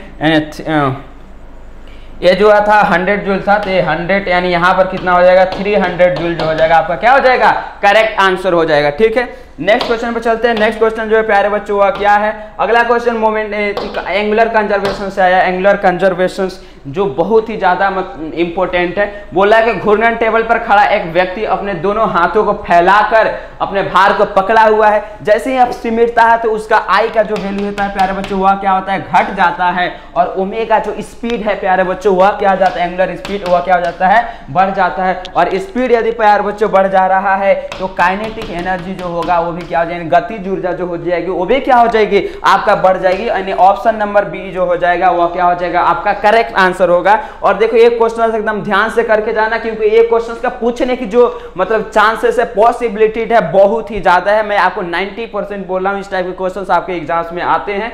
तो अगले क्वेश्चंस को देखते हैं प्यारे बच्चों। अगला क्वेश्चन जो है, अगला क्वेश्चन आप लोग के सामने क्या जबरदस्त सा क्वेश्चन आया हुआ है। ठीक है, तो बिल्कुल एकदम इस क्वेश्चन को एकदम ध्यान से करना है। बोला है कि दो समान द्रव्यमान यानी दो समान द्रव्यमान है बेटे, यानी ये m है, दूसरा जो है वो भी क्या है m है। इनके बीच में क्या लग रहा है फोर्स F लग रहा है। क्या लगा F is equal to G M M by divided by R square हो जाएगा। ओके, अब क्या बोल रहा है यदि 25% द्रव्यमान को एक से दूसरे पर क्या कर देते हैं शिफ्ट कर देते हैं, यानी इसका जो हो जाएगा 3m/4 हो जाएगा। नेक्स्ट का जो हो जाएगा बेटे वो क्या हो जाएगा 5m/4 हो जाएगा। डिस्टेंस का भी वही रख रहे हैं, तो f डैश जो निकल के आ जाएगा दोनों का मल्टीप्लीकेशन करो g और 3m/4 इंटू 5m/4 और अपन क्या हो जाएगा आर स्क्वायर हो जाएगा, तो 15/16 और ये आ जाएगा G M M by R square और इसका जो वैल्यू हो जाएगा 15/16 एफ हो जाएगा। तो ऑप्शन नंबर जो डी हो जाएगा बेटे वो क्या हो जाएगा आपका बिल्कुल सही सा जवाब हो जाएगा। अगला क्वेश्चन क्वेश्चन नंबर 11 देखते हैं। क्वेश्चन नंबर 11 जो है आपका बहुत सा खूबसूरत सा क्वेश्चन है। एक किसी व्यक्ति को द्वारा पृथ्वी पर उत्पन्न होने वाला दाब अधिकतम होता है। प्यारे बच्चों आप जानते हो प्रेशर और एरिया के बीच में इन्वर्सली का रिलेशन होता है। एरिया जितना छोटा होगा प्रेशर का जो मान होगा उतना ही बड़ा होगा। तो आंसर कौन सा, जब वह एक पैर के अंगूठे पर खड़ा रहता है तब वह क्या होता है वो ज्यादा प्रेशर उसको फील करता है। तो ऑप्शन नंबर बी जो हो जाएगा वह क्या होगा करेक्ट हो जाएगा। नेक्स्ट क्वेश्चन पे आते हैं प्यारे बच्चों। नेक्स्ट क्वेश्चन जो है वह क्या है कि वर्षा की बूंदें नियत चाल से किस कारण गिरती है प्यारे बच्चों। अब क्या होता है जब बारिश जब होती है तो अब क्या जानते हो कि नीचे ग्रेविटी लग रही होती है और ग्रेविटी स्पीड को क्या करेगा बढ़ाएगा। और मान लो इतना तेज ऊपर से बारिश आता है तो आपको बहुत ज्यादा चोट लगता है और तो कहीं ना कहीं, लेकिन हमें क्या करते हैं उतना ज्यादा चोट को फील नहीं करते हैं। तो होता क्या है कि ऊपर की तरफ एक विस्कस फोर्स लगता है। क्या लगता है बच्चों, विस्कस फोर्स लगता है जो हमारा क्या होता है जिसको हम हिंदी में बोलते हैं श्यानता बल। तो वही जो होगा आपका करेक्ट आंसर हो जाएगा। नेक्स्ट क्वेश्चन पर आते हैं बच्चों। नेक्स्ट क्वेश्चन का डायरेक्ट फार्मूला मैं आपको बताता हूं, इस फार्मूला को याद रखना है क्योंकि यहां से क्वेश्चन आने की जो संभावना है बहुत ही ज्यादा है। तो delta C by 5 is equal to delta F by 9 कर लो बच्चों, और डेल्टा सी का मान दिया 25/5 is equal to delta F upon 9 हो जाएगा। ये कट जाएगा और मल्टीप्लाई करोगे तो डेल्टा एफ का जो वैल्यू हो जाएगा बेटे कितना आ जाएगा 45 डिग्री फ़ारेनहाइट आ जाएगा। ठीक है, तो ऑप्शन नंबर जो हो जाएगा वह क्या हो जाएगा ए होगा आपका correct answer. Okay, next question पे चलते हैं प्यारे बच्चों। नेक्स्ट क्वेश्चन जब देखोगे तो वो क्या दिया हुआ आपका, उष्मा गति का प्रथम नियम किस चीज पे आधारित है। प्यारे बच्चों उष्मा गति का जो प्रथम नियम देखोगे तो वह जो है ऊर्जा संरक्षण के नियम पर आधारित है। किस चीज पर प्यारे बच्चों, तो ऊर्जा संरक्षण के नियम पर। देखो कि आपका थर्मोडायनामिक्स इज भी मतलब जो है फिजिक्स का बहुत ही ज्यादा इंपॉर्टेंट सा चैप्टर रखने वाला है, तो इस चीज को एकदम ध्यान में रख के जाना। अगला क्वेश्चन आपके सामने बोला है कि एक सरल आवर्त गति कर दोलन की स्थितिज ऊर्जा क्या होगी। यदि बात किया जाए इसका आंसर हो जाएगा 1/4 के ए स्क्वायर, क्योंकि ये भी यहाँ से भी क्वेश्चन बहुत ही ज्यादा आते हैं। अगले क्वेश्चन पर चलते हैं प्यारे बच्चों। अगला क्वेश्चन आपके समक्ष देखोगे क्या दिया हुआ अगला क्वेश्चन, तो बहुत ही जबरदस्त सा क्वेश्चन दिया हुआ है। वेव का क्वेश्चन प्यारे बच्चों। वेव का इक्वेशन देखते हैं बच्चे डर जाते हैं, सहम जाते हैं। मैं बोलते हैं नहीं बच्चों आपको वेव से डरना नहीं चाहिए, क्योंकि वेव इतना भी डरावना नहीं है जितना आप सोचते हो। यहाँ पर देखो यदि ओमेगा का वैल्यू देखा जाए तो कितना दे दिया 200π दिया हुआ है। Omega is equal to 2πn होता है, n को फ्रीक्वेंसी बोलते हैं, यही निकालना है। ये के पाई से पाई कट जाएगा, ठीक है, ये तो n का वैल्यू जाएगा 100 आ जाएगा ना। और उसके बाद हम लोग क्या जानते हैं k is equal to omega upon v होता है बेटे, और k का जो वैल्यू दिया हुआ है वो कितना दिया हुआ है 200π डिवाइडेड बाई क्या दिया हुआ है हम लोग 330 दिया हुआ is equal to omega by v कर देंगे तो ओमेगा का वैल्यू तो कैंसिल आउट हो जाएगा, तो v का वैल्यू 330 मीटर प्रति सेकेंड निकल के चला आएगा। तो ऑप्शन नंबर देखोगे तो ऑप्शन नंबर जो हो जाएगा सी जो हो जाएगा आपका क्या हो जाएगा बच्चों करेक्ट आंसर हो जाएगा। ठीक है, नेक्स्ट क्वेश्चन, क्या खूबसूरत सा क्वेश्चन। देखो फिजिक्स जो मतलब है वन ऑफ दी मतलब बोले तो ब्यूटीफुल सब्जेक्ट है, और इसमें क्वेश्चंस भी ऐसे ऐसे डिजाइन किए जाते हैं, हाँ, मतलब जो मतलब इसमें खूबसूरती जो है कूट कूट के भरी रहती है। इस खूबसूरत से क्वेश्चन को देखो, क्या इसकी मतलब खूबसूरती को मैं व्याख्या नहीं कर पाऊंगा जितना ये खूबसूरत सा क्वेश्चन है।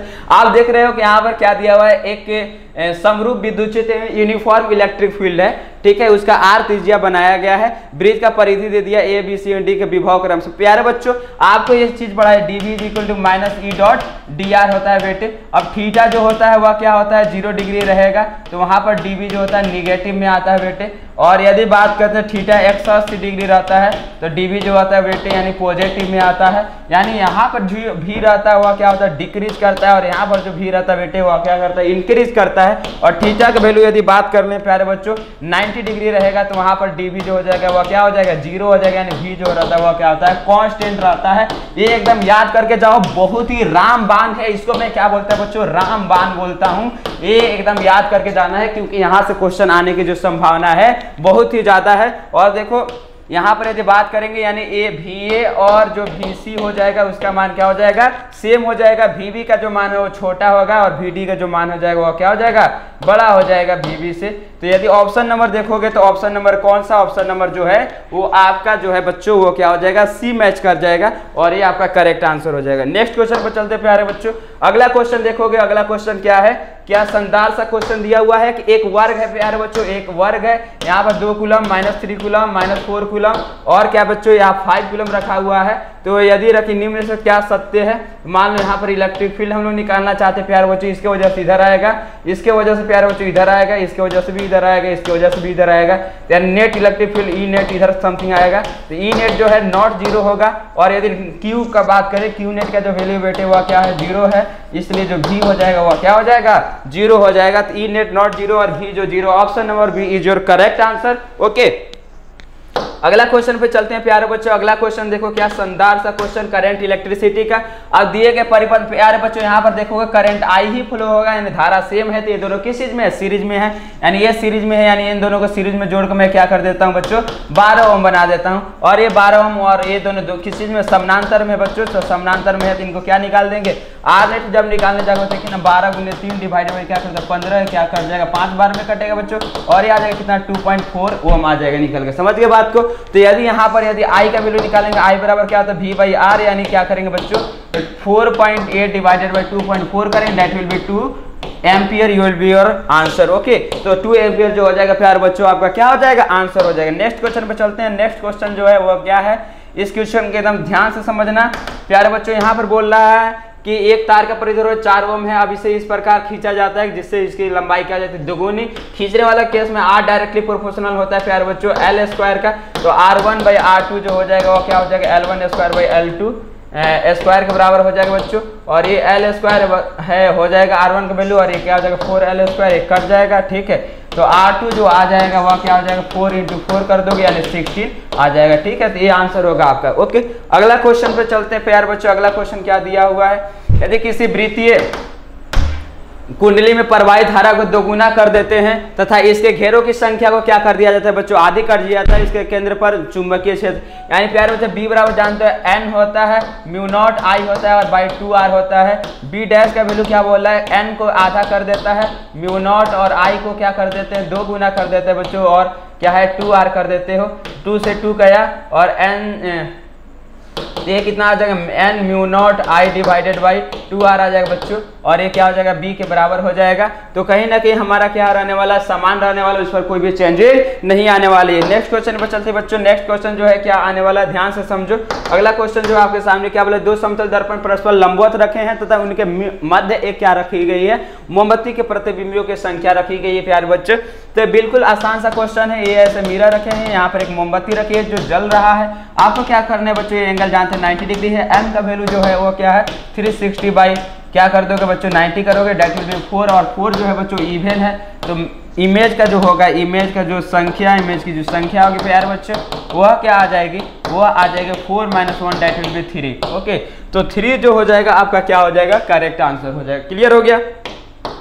नेक्स्ट क्वेश्चन पे चलते हैं प्यारे बच्चों। नेक्स्ट क्वेश्चन जो है आपके सामने है, 15 सेंटीमीटर की फोकस दूरी है प्यारे बच्चों। ये आपका बोल रहा है कि अवतल दर्पण है, 15 सेंटीमीटर की फोकस दूरी है प्यारे बच्चों, और यहाँ से 5 सेंटीमीटर की दूरी पर एक ऑब्जेक्ट रखा गया है। आपको भी पता है कि इसका हम लोग इमेज बनाएंगे तो किधर जाएगा प्यारे बच्चों, और एक जो होता है हम लोग क्या होता है ये लेते हैं, तो ये जो होता है दिन में कहीं मिलता नहीं है, इधर यानी पीछे की तरफ मिलेगा, तो यानी कहीं ना कहीं आभासी बोलेंगे और आवर्धित बनता है प्यारे बच्चों। ऑप्शन नंबर बी जो हो जाएगा आपका क्या हो जाएगा, करेक्ट हो जाएगा। 24 नंबर क्वेश्चन पे आते हैं प्यारे बच्चों। क्या बोला है कि किसी प्रिज्म से गुजरने के बाद निम्नलिखित में से किसके तरंग दैर्घ्य अधिकतम होगी। प्यारे बच्चों डेल्टा जो होता है डायरेक्टली प्रोपोर्शनल होता है किस चीज का, म्यू का होता है, और म्यू के बारे में बात करेंगे तो बैगनी का सबसे ज्यादा होता है, तो यही क्या हो जाएगा आपका करेक्ट आंसर हो जाएगा। क्वेश्चन नंबर 25 पर आते हैं। 25 क्वेश्चन नंबर क्या बोलता है प्यारे बच्चों, ध्यान से समझो।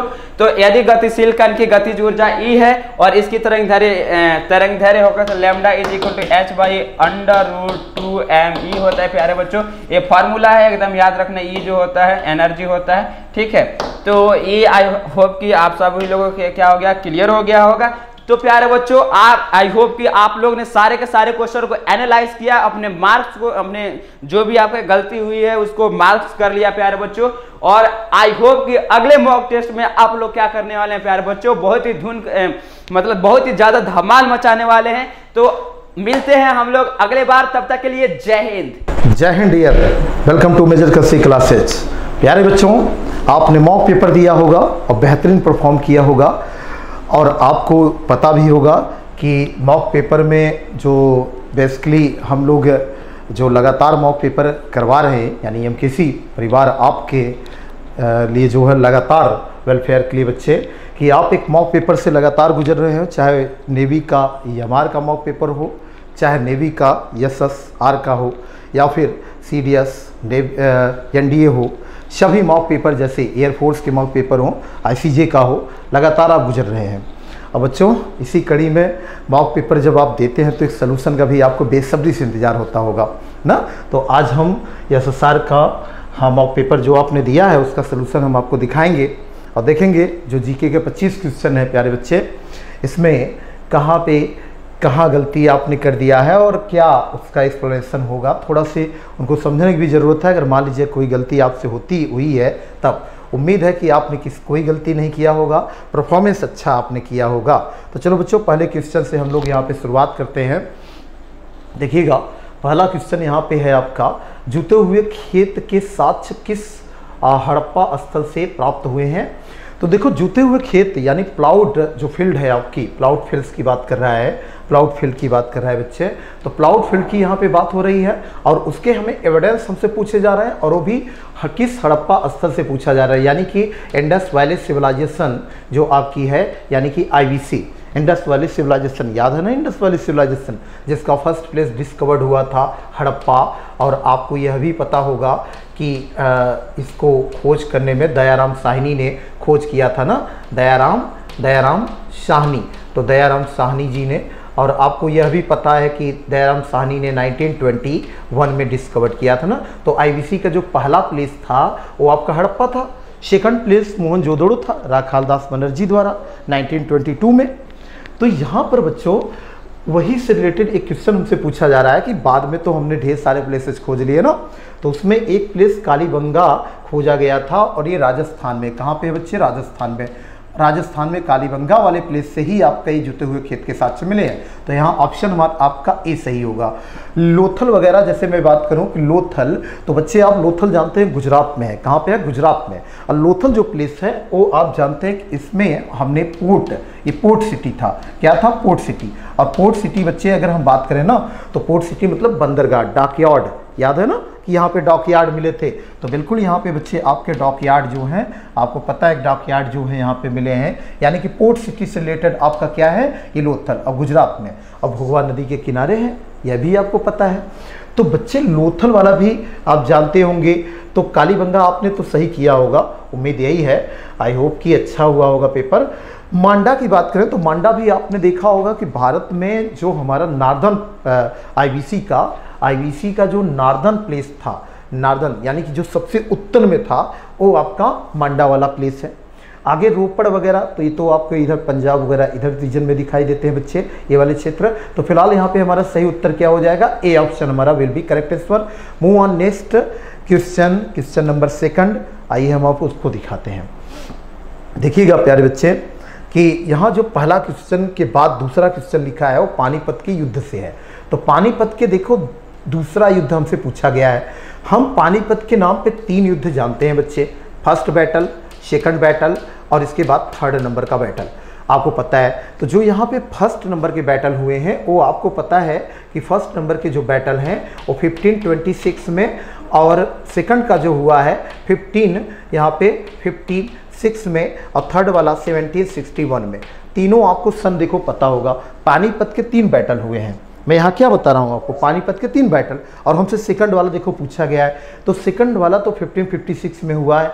तो फर्स्ट वाला किसके बीच में हुआ था भाई, फर्स्ट वाला जो था एक तरफ था बाबर, और बाबर वर्सेज इब्राहिम लोदी, यहाँ पे इब्राहिम लोदी एक तरफ ये था। और सेकंड वाला जो था उसमें 56 में देख रहे हैं आप, 1556 में एक तरफ इसमें बच्चे अकबर हैं और एक तरफ इसमें कौन है, हेमू। कौन है, हेमू, यानी कि हेमचंद्र विक्रमादित्य। तो अकबर और हेमू के बीच में। और जो थर्ड वाला है, ये थर्ड वाला जो है आपका एक तरफ मराठा है, एक तरफ मराठा है बच्चे, और एक तरफ वर्सेज कौन है यहाँ पे, एक तरफ वर्सेज यहाँ पर वर्सेज मतलब बनाम, एक तरफ अहमद शाह अब्दाली है। तो अहमद शाह अब्दाली जो है, अहमद शाह अब्दाली, तो आपको पता है कि अहमद शाह अब्दाली यहाँ पे जीत जाता है थर्ड वाले में, और सेकंड वाले में यहाँ पे अकबर जीत जाता है हेमू को हरा करके, और थर्ड वाले में बाबर इब्राहिम लोदी को पराजित करके जीत जाता है। तो ये 3 बैटल थे बच्चे, तीनों को हमने आपको यहाँ पे कवर्ड किया। तो सेकंड देखो हमसे पूछा गया है कि अकबर और हेमू के बीच में कब हुआ था, तो देखो डी ऑप्शन हमारा विल बी करेक्ट। ठीक, नेक्स्ट आप देखें तो नेक्स्ट क्वेश्चन बच्चों यहाँ पे थर्ड नंबर का, ये देखो थर्ड नंबर क्वेश्चन, द्वैध शासन प्रणाली, यानी कि आपसे पूछ रहा है कि डायरची रूल, ठीक है ना। तो डायरची रूल बच्चे आप जानते हो कि डायरची जो है, डायरची जो स्टार्टेड किया गया था, ये एक्चुअली में मैं आपको एक बात बताता हूँ। पहले ये देखो, आप जानते हो कि 1757 में आपके यहाँ पे अंग्रेजों ने प्लासी बैटल को जीता। प्लासी, सिराजुद्दौला पराजित हुआ, और प्लासी बैटल में लॉर्ड क्लाइव ने क्या किया, 1757 में प्लासी युद्ध हुआ है ना, तो इस प्लासी बैटल को उसने क्या किया, जीत लिया। आपको ये बात पता ही है।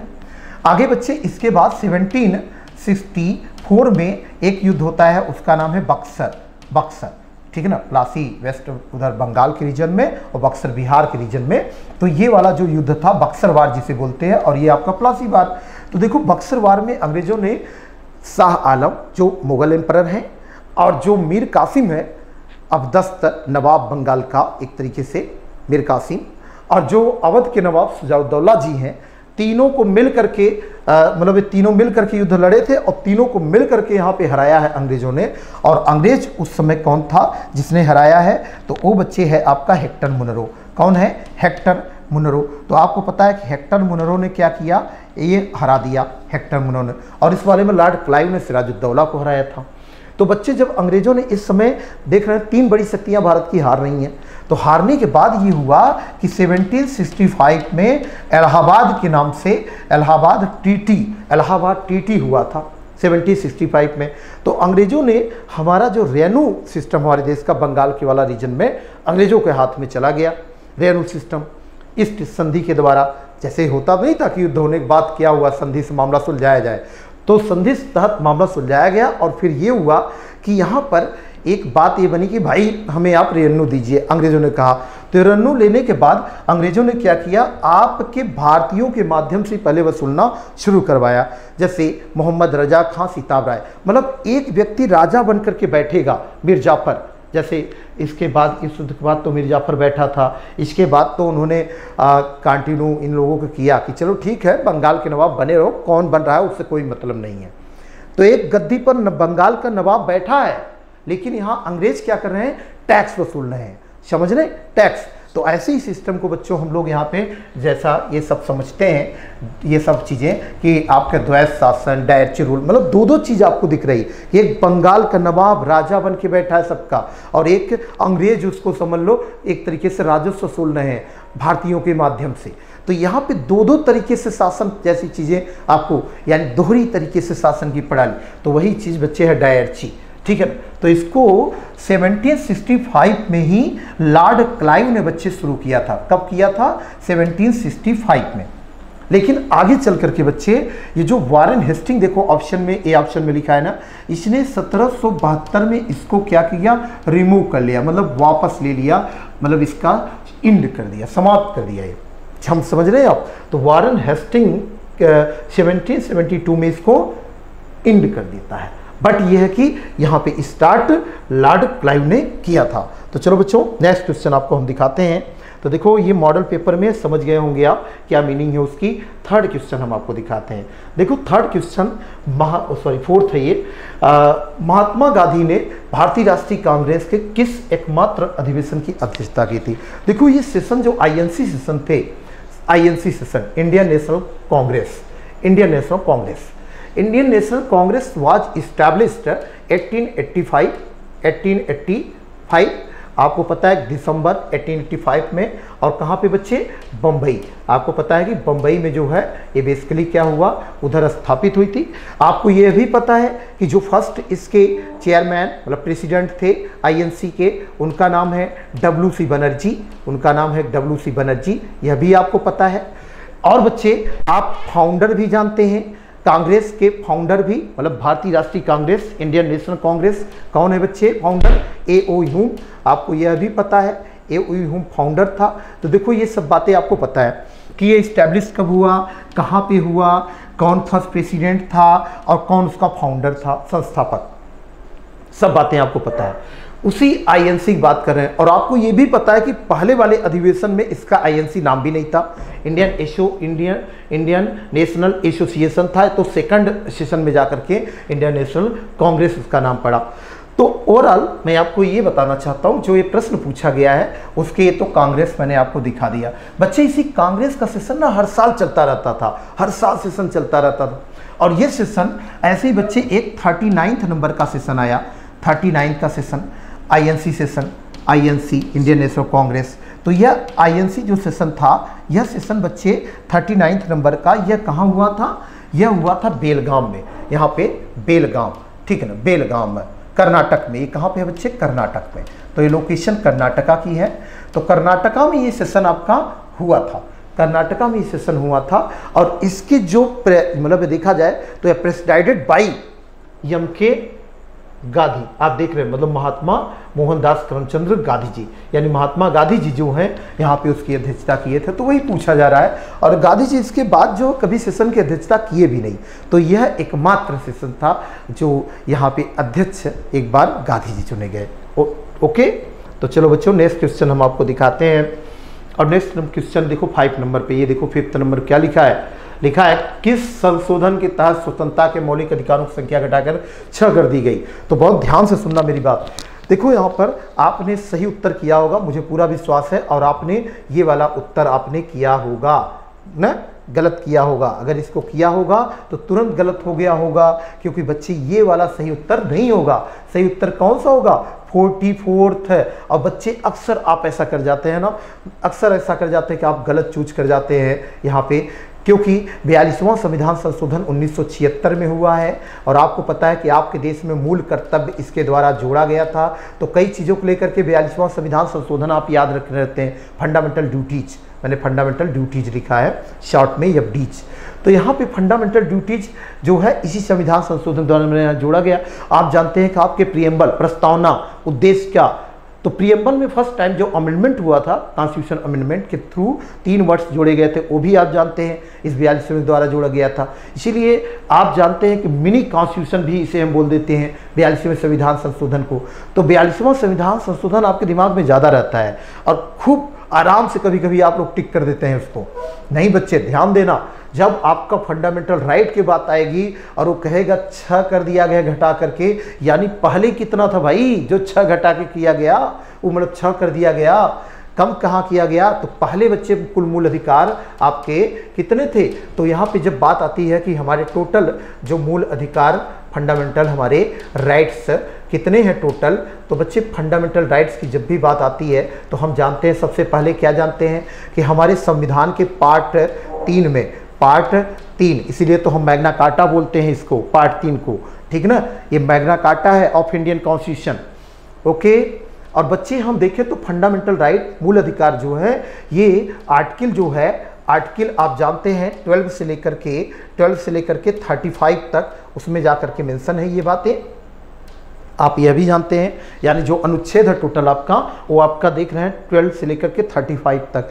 और बच्चे आप यह भी जानते हैं कि फंडामेंटल राइट अपने कॉन्स्टिट्यूशन में आपने यूएसए से सीखा है, ठीक है ना, तभी वहीं से लिया है आपने, तो टेकन फ्रॉम यूएसए। नेक्स्ट आगे यह भी आप जानते हैं कि जो फंडामेंटल राइट है वो बच्चे हमारे देश में हम एक कंप्लीट डेवलपमेंट कर, मतलब इसके ऑब्जेक्टिव क्या है, तो ऑब्जेक्टिव उसके पूरा कंप्लीट आप डेवलपमेंट चाहते हैं ह्यूमन का, इसलिए आपने इसको अपने कॉन्स्टिट्यूशन में रखा है।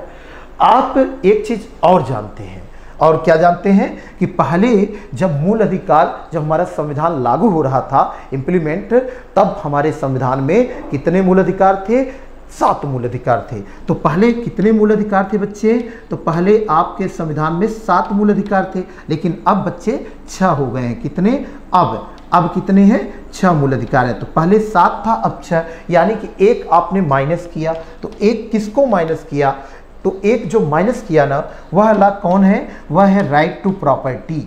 तो उसके कई कारण है उसको माइनस करने के, तो उस कारणों में वो कारण है कि जो आप माइनस उसको कर दिए। तो राइट टू प्रॉपर्टी यानी संपत्ति का अधिकार, कौन सा अधिकार बच्चे, संपत्ति का अधिकार। और इस संपत्ति का अधिकार जो है यह आपने इसी संविधान संशोधन के द्वारा हटाया था। कौन से, 44th वाला जो लिखा है, ओके, तो 44th 1978 में हुआ था और इसी के द्वारा हटाया था। तो बच्चे 6 हो गया ना, तो वही चीज़ लिखा हुआ है कि एक कम जो आपने किया तो किसके द्वारा, तो उस अमेंडमेंट पूछ रहा है, तो अमेंडमेंट नंबर, तो अमेंडमेंट नंबर कौन सा था, तो आपका आंसर जो करेक्ट होगा, आंसर आपका D option will be correct answer.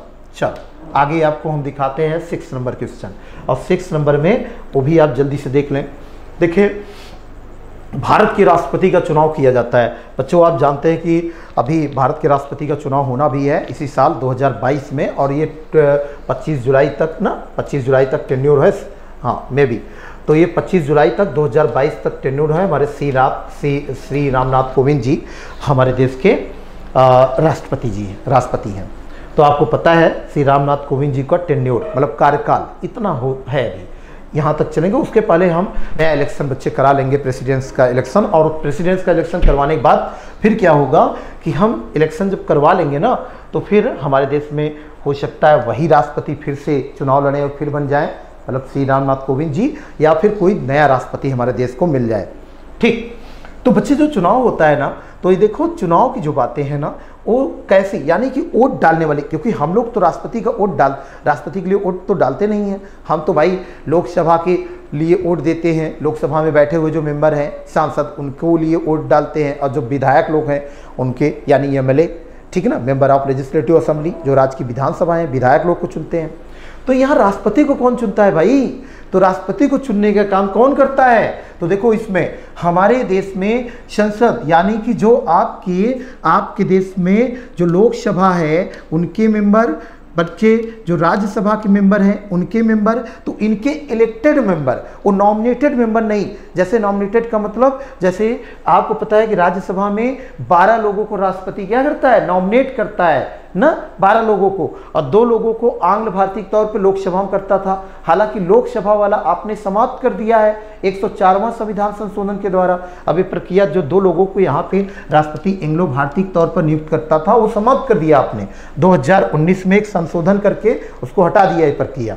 अब सिर्फ 12 लोगों को यहाँ पे राष्ट्रपति राज्यसभा में अपने मन से, तो हो सकता है वही व्यक्ति अगर राष्ट्रपति चुनाव लड़ेगा तो फेवर में वोट दे सकते हैं ना। इसीलिए इलेक्टेड मेंबर जो चुन करके आए हैं, राष्ट्रपति द्वारा नहीं, इलेक्टेड मेंबर, अर्थात इन दोनों के इलेक्टेड मेंबर।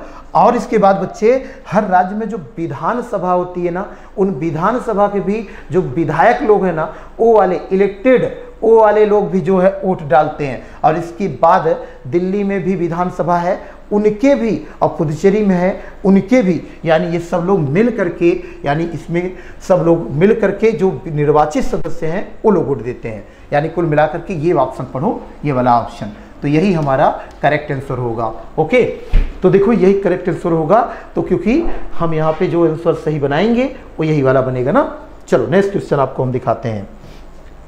और नेक्स्ट क्वेश्चन, हाँ 7 नंबर पे देखो, राज्यसभा में सीटों का अधिकतम संख्या। बच्चे प्रेजेंट में तो इस समय आपको पता होगा कि वर्तमान में राज्यसभा में टोटल सीट 245, और उसमें आपको पता है कि 233 आप लोग अगर 12 देखा जाए तो राष्ट्रपति द्वारा, और बाकी 233 जो है स्टेट वगैरह इन सबसे आते हैं। तो 12 जो है ये आपके राष्ट्रपति द्वारा नॉमिनेटेड होते हैं, ये आपको पता है। तो यहाँ पे क्या है बच्चे, ये प्रेजेंट की लोकेशन है। बट हमसे क्या पूछ रहा है, हमसे पूछ रहा है कि राज्यसभा एक काउंसिल ऑफ स्टेट जो है हमारी, तो वो क्या है कि उसमें मैक्सिमम संख्या कितनी है, यानी कि राज्यसभा में अधिकतम सीटें हमने कितनी बनाई है बच्चे, तो देखो 250 बनाया है। कितना बनाया है, 250। तो देखो हमारा ये ऑप्शन ए नंबर ऑप्शन यहाँ पे करेक्ट होगा।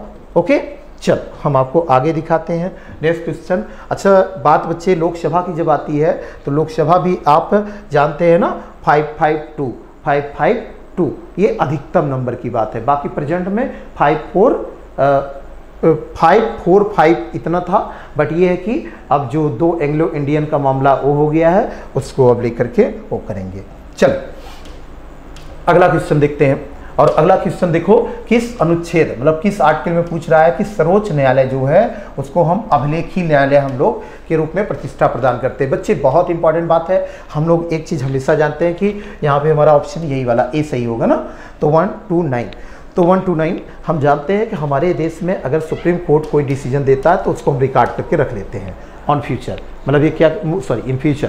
तो इन फ्यूचर में बच्चे रिकॉर्ड्स करके हम रखते हैं, क्यों है, क्योंकि वो डिसीजन के तौर पे एक लॉ के तरीके से काम आता है ना। किस तरीके से काम आता है, लॉ के तरीके से। और ऐसा ही बच्चे हम लोग एक बात और जानते हैं कि हमारे देश में हाई कोर्ट की भी वो भी रिकॉर्ड्स, बल्कि ये जो डिस्ट्रिक्ट कोर्ट होते हैं ना, जिले वाले कोर्ट, ये रिकॉर्ड्स कोर्ट में नहीं आते हैं, लेकिन ये दोनों कोर्ट बच्चे रिकॉर्ड्स कोर्ट में आते हैं। किसमें, रिकॉर्ड अभिलेखी न्यायालय होते हैं, यानी कि इनके जो फैसले होते हैं ना उनको रिकॉर्ड करके रख लिया जाता है। ऐसा सरल भाषा में आप समझें, ठीक है। क्योंकि फ्यूचर में क्या होता है कि फ्यूचर में देखो उस हाई कोर्ट ने ये डिसीजन दिया था, इसलिए आप ऐसा करें, समझ रहे आप, मतलब एक आधार बन जाता है, समझ रहे ना, आधार बन जाता है। तो ये रिकॉर्ड्स होते हैं सबके लिए, इसीलिए तो ये सुप्रीम कोर्ट वाला बात पूछा गया, तो सुप्रीम कोर्ट वाला आर्टिकल इसी के लिए है 129। नेक्स्ट क्वेश्चन देखो, अगला क्वेश्चन, और अगला क्वेश्चन अंतरराष्ट्रीय तिथि रेखा से संबंधित है, मतलब इंटरनेशनल डेडलाइन, जिसको हम शॉर्ट में क्या बोलते हैं बच्चे, आईडीएल, क्या बोलते हैं, इंटरनेशनल डेडलाइन। ओके, तो देखो हम बच्चे हम लोग जानते हैं कि पृथ्वी में आपने पढ़ा होगा, जानते होंगे लोग कि एक 0 डिग्री ये जो हमारी लॉन्गिट्यूड है बच्चे, तो 0 डिग्री हमारी लॉन्गिट्यूड को हम लोग प्राइम मेरिडियन कंसीडर करते हैं। तो ये है प्राइम मेरिडियन आपकी, तो प्राइम मेरिडियन मतलब प्रधान यामोत्तर, आपको पता होगा। तो प्राइम मेरिडियन, तो प्राइम मेरिडियन बच्चे जस्ट इसी के पीछे, यानी हम अगर अर्थ कंसीडर करें तो आगे वाला पार्ट 0 डिग्री, पीछे वाला जो है 180, आपको पता होगा ये बात। तो पीछे वाला 180 जस्ट इसी का अपोजिट 180, तो उसको शो करने के लिए चलो मैं डाट डाट यहाँ पे करके दिखा देता हूँ ऐसे। हालांकि वो क्या है कि मुड़ी भी कई जगह, सामान्यतः 3 जगह, मुख्यतः मतलब 3 जगह मुड़ी हुई है, ठीक है। तो कितनी, 180 डिग्री, 180 डिग्री। तो इसी 180 डिग्री को 0 डिग्री जो कि लंदन से होके जाती है, यही प्राइम मेरिडियन वाली लंदन से होके जाती है, तो लंदन वाली जगह पे हम जानते हैं GMT है बच्चे, यानी कि ग्रीनविच मीन टाइम, ये GMT वाला पोर्शन 0 डिग्री वाली पे, और जस्ट अपोजिट वाली 180 डिग्री, ये बच्चे इसी को हम लोग आइडियल बोलते हैं, इसी को आइडियल, मतलब इस 180 डिग्री को हम लोग आइडियल बोलते हैं, इंटरनेशनल डेडलाइन। मतलब जानते हो इस रेखा के ना अगर इधर के पैर ढकाए तुम तो समझ लो तुम्हारे दिन बदल जाएंगे, समझे। जैसे आज अगर कहीं संडे है ना तो मंडे हो जाएगा, एक रेखा। तो हमने ये इक्वलिटी लाने के लिए ऐसा किया है विश्व में, क्योंकि बच्चे समय का डिफरेंट होता है ना, आपने देखा कहीं दिन है कहीं रात है पृथ्वी पे, तो हम एक तरीके से उसको पूरा कंसीडर कर पाए, इसलिए हमने लैटिट्यूड लॉन्गिट्यूड हमने खींचे हैं। तो फिलहाल 0 डिग्री वाली जो हम GMT को शो कर देते हैं एक तरीके से, GMT Greenwich mean time. Okay, और बच्चे हम एक बात और भी जानते हैं यही जीएमटी से हमारे भारत में जो टाइम मतलब हमने टाइम के लिए आईएसटी है ना, जो कि आईएसटी आपकी यही मिर्ज़ापुर, ये नैनी, यही जहाँ से मैं हूँ बच्चे प्रयागराज से, यही प्रयागराज से नैनी, ये मिर्ज़ापुर, यहीं से होकर ये गुजरती है आईएसटी आपकी इंडियन स्टैंडर्ड टाइम। और ये आईएसटी आपको पता है कि 82.5 डिग्री, कितना है बच्चे 82.5 डिग्री, और जीएमसी से ईस्ट साइड में है इसलिए पूर्व, ठीक ना। 82.5 को मतलब ऐसे लिख दिया जाए, ऐसा डिग्री हो गया, और ये 30 मिनट ऐसा भी लिखा जा सकता है ना, ये चाहे उसी को आप ऐसे लिखें, ओके। तो ईस्ट साइड में आईएसटी, ये आईएसटी है। तो आईएसटी बच्चे, इसके बाद हम देखा जाए, हम लोग जानते हैं जीएमटी से 5.5 घंटा आगे है। कितना आगे है बच्चे? 5.5 घंटा ये आगे है। आपको पता है कि ये 5.5 घंटा क्या है, आगे है जीएमटी से, ओके। तो देखो जो प्रश्न पूछा गया था अंतर्राष्ट्रीय तिथि रेखा, तो वो आपकी 180 डिग्री देशांतर, ये ऑप्शन सही होगा, डी ऑप्शन यहाँ पे करेक्ट दिख रहा है। चलो नेक्स्ट क्वेश्चन बच्चे हम आपको दिखाते हैं, और नेक्स्ट क्वेश्चन हिमालय पर्वत से देखो श्रृंखला से पूछ रहा है। तुम लोग जानते हैं हिमालय पर्वत का पूर्ण नाम क्या है? टेथिस सागर ना, तो टेथिस सी, आप जानते हैं इसको हम टेथिस सी। इसके जो आज मतलब जहाँ हिमालय है, पहले वहाँ पे एक सागर हुआ करता था, समझ रहे हैं, और सागर का नाम था टेथिस। तो बच्चे ये हिमालय पर्वत जो है आपका, वो फोल्डेड माउंटेन का एग्जाम्पल है, ओके। फोल्डेड माउंटेन, तो फोल्डेड माउंटेन का एग्जाम्पल है फोल्डेड माउंटेन। तो फोल्ड माउंटेन आप कहिए, फोल्ड या फोल्डेड माउंटेन, तो फोल्डेड माउंटेन का एग्जाम्पल है, ओके। चलो, तो फोल्डेड माउंटेन ये आपका वलित पर्वत, तो ए ऑप्शन यहाँ पे सही होगा। और इसी हिमालय पर्वत की आप जो हाईएस्ट पीक देखते हैं ना, इसी की हाईएस्ट पीक वो क्या है बच्चे? Mount Everest, okay. तो माउंट एवरेस्ट इसकी हाईएस्ट पीक है, ओके। चलिए नेक्स्ट अगला क्वेश्चन हम आपको दिखाते हैं बच्चे। अगला क्वेश्चन ये देखो, भारत में प्रथम विद्युत ट्रेन, हम जानते हैं भारत में पहली बार ट्रेन जब चली थी वो हमारे देश में 16 अप्रैल 1853 में चली थी। और कहाँ से कहाँ तक बच्चे? बम्बई से लेकर के, बम्बई जिसको आज हम मुंबई बोलते हैं ना, तो बम्बई से लेकर थाड़े के बीच में चली थी। कहाँ के? बम्बई से लेकर थाड़े के बीच में। तो ये बम्बई में, और ये 34 किलोमीटर लगभग चली थी। कितना? लगभग 34 किलोमीटर। तो अप्रॉक्स यहाँ पे अप्रॉक्स देखा जाए तो अप्रॉक्स 34 km इतना किलोमीटर चली थी। बच्चे जब बात आती है हमारे यहाँ देख इलेक्ट्रिक ट्रेन की, तो हम लोग इलेक्ट्रिक ट्रेन जानते हैं कि हमारे देश में 1925 में चली। तो A option will be correct answer. Move on next question number, ये देखो 12th नंबर का, कौन सुमेलित नहीं है? और कौन सुमेलित नहीं है, जब ऐसा प्रश्न पूछे अगर कभी ना, तो उसमें ध्यान दो ये नहीं वाला वर्ड। देखो यहाँ नहीं वर्ड ध्यान रखे रहना, क्योंकि नहीं पूछा है तुमसे। केवलादेव अभ्यारण्य, अब केवलादेव अभ्यारण्य जानते हो राजस्थान में, पहला ही देखो यहाँ गड़बड़ मिल गया, केवलादेव घाना, याद करो ये राजस्थान में है और महाराष्ट्र लिखा है, तो यहाँ पे सुमेलित नहीं, तो यही वाला आंसर हो जाएगा। बाकी तो ये देखो सुमेलित है, दुधवा राष्ट्रीय पार्क उत्तर प्रदेश, सरिस्का राष्ट्रीय उद्यान, इसका मतलब सब सुमेलित होगा ही। गिरी बिल्कुल ये भी सुमेलित है, ये भी सुमेलित, ये भी सुमेलित है, तो यहाँ ए ऑप्शन आपका सही होगा। अगला क्वेश्चन देखो 1969 में पूछा जा रहा है कि कितने बैंकों को आपने, हाउ मेनी जो मेजर बैंक्स थे उनको आपने नेशनलाइज किया, मतलब नेशनलाइज किया था ना। तो आपने जब उनको नेशनलाइज किया है तो उस समय आपको पता है, जुलाई 1969 की बात है बच्चे, हमारे देश की उस समय प्राइम मिनिस्टर इंदिरा गांधी जी थी, और 14 बड़े बैंकों को उन्होंने राष्ट्रीयकरण किया। और जानते हो 1980 में उन्होंने फिर से 6 बड़े बैंकों का क्या किया? राष्ट्रीयकरण किया था, ओके। चलो नेक्स्ट क्वेश्चन हम आपको दिखाते हैं, और नेक्स्ट क्वेश्चन 14th नंबर पे ये देखो, प्रथम वित्त आयोग के अध्यक्ष पूछा जा रहा है। हम वित्त आयोग जानते हैं जो केंद्र और राज्यों के बीच में क्या करता है? धन का बंटवारा। क्या करता है बच्चे? केंद्र और राज्य के बीच में धन बंटवारा। और प्रत्येक 5 वर्ष में आप देखते हैं राष्ट्रपति क्या करते हैं? वित्त आयोग का गठन करते हैं। और आपको ये भी पता है कि इसके लिए आर्टिकल 280 अनुच्छेद, जो संविधान में आर्टिकल है बच्चे, वो 280, उसी के द्वारा वित्त आयोग का गठन होता रहता है। आपको ये बात पता होगा। आपको यह भी पता होगा कि हमने 15 वित्त आयोग का गठन अब तक कर लिया है, और 15वें वित्त आयोग के जो अध्यक्ष थे वो थे एन.के. सिंह, उनका नाम था एन.के. सिंह। और बच्चे पहला वित्त आयोग का अध्यक्ष यहाँ पूछा गया है, तो पहला वित्त आयोग केसी नियोगी की अध्यक्षता में किया गया, तो ये पहला वाला ऑप्शन सही हो जाएगा ना, ए ऑप्शन आपका। चलो हम आपको नेक्स्ट क्वेश्चन दिखाते हैं।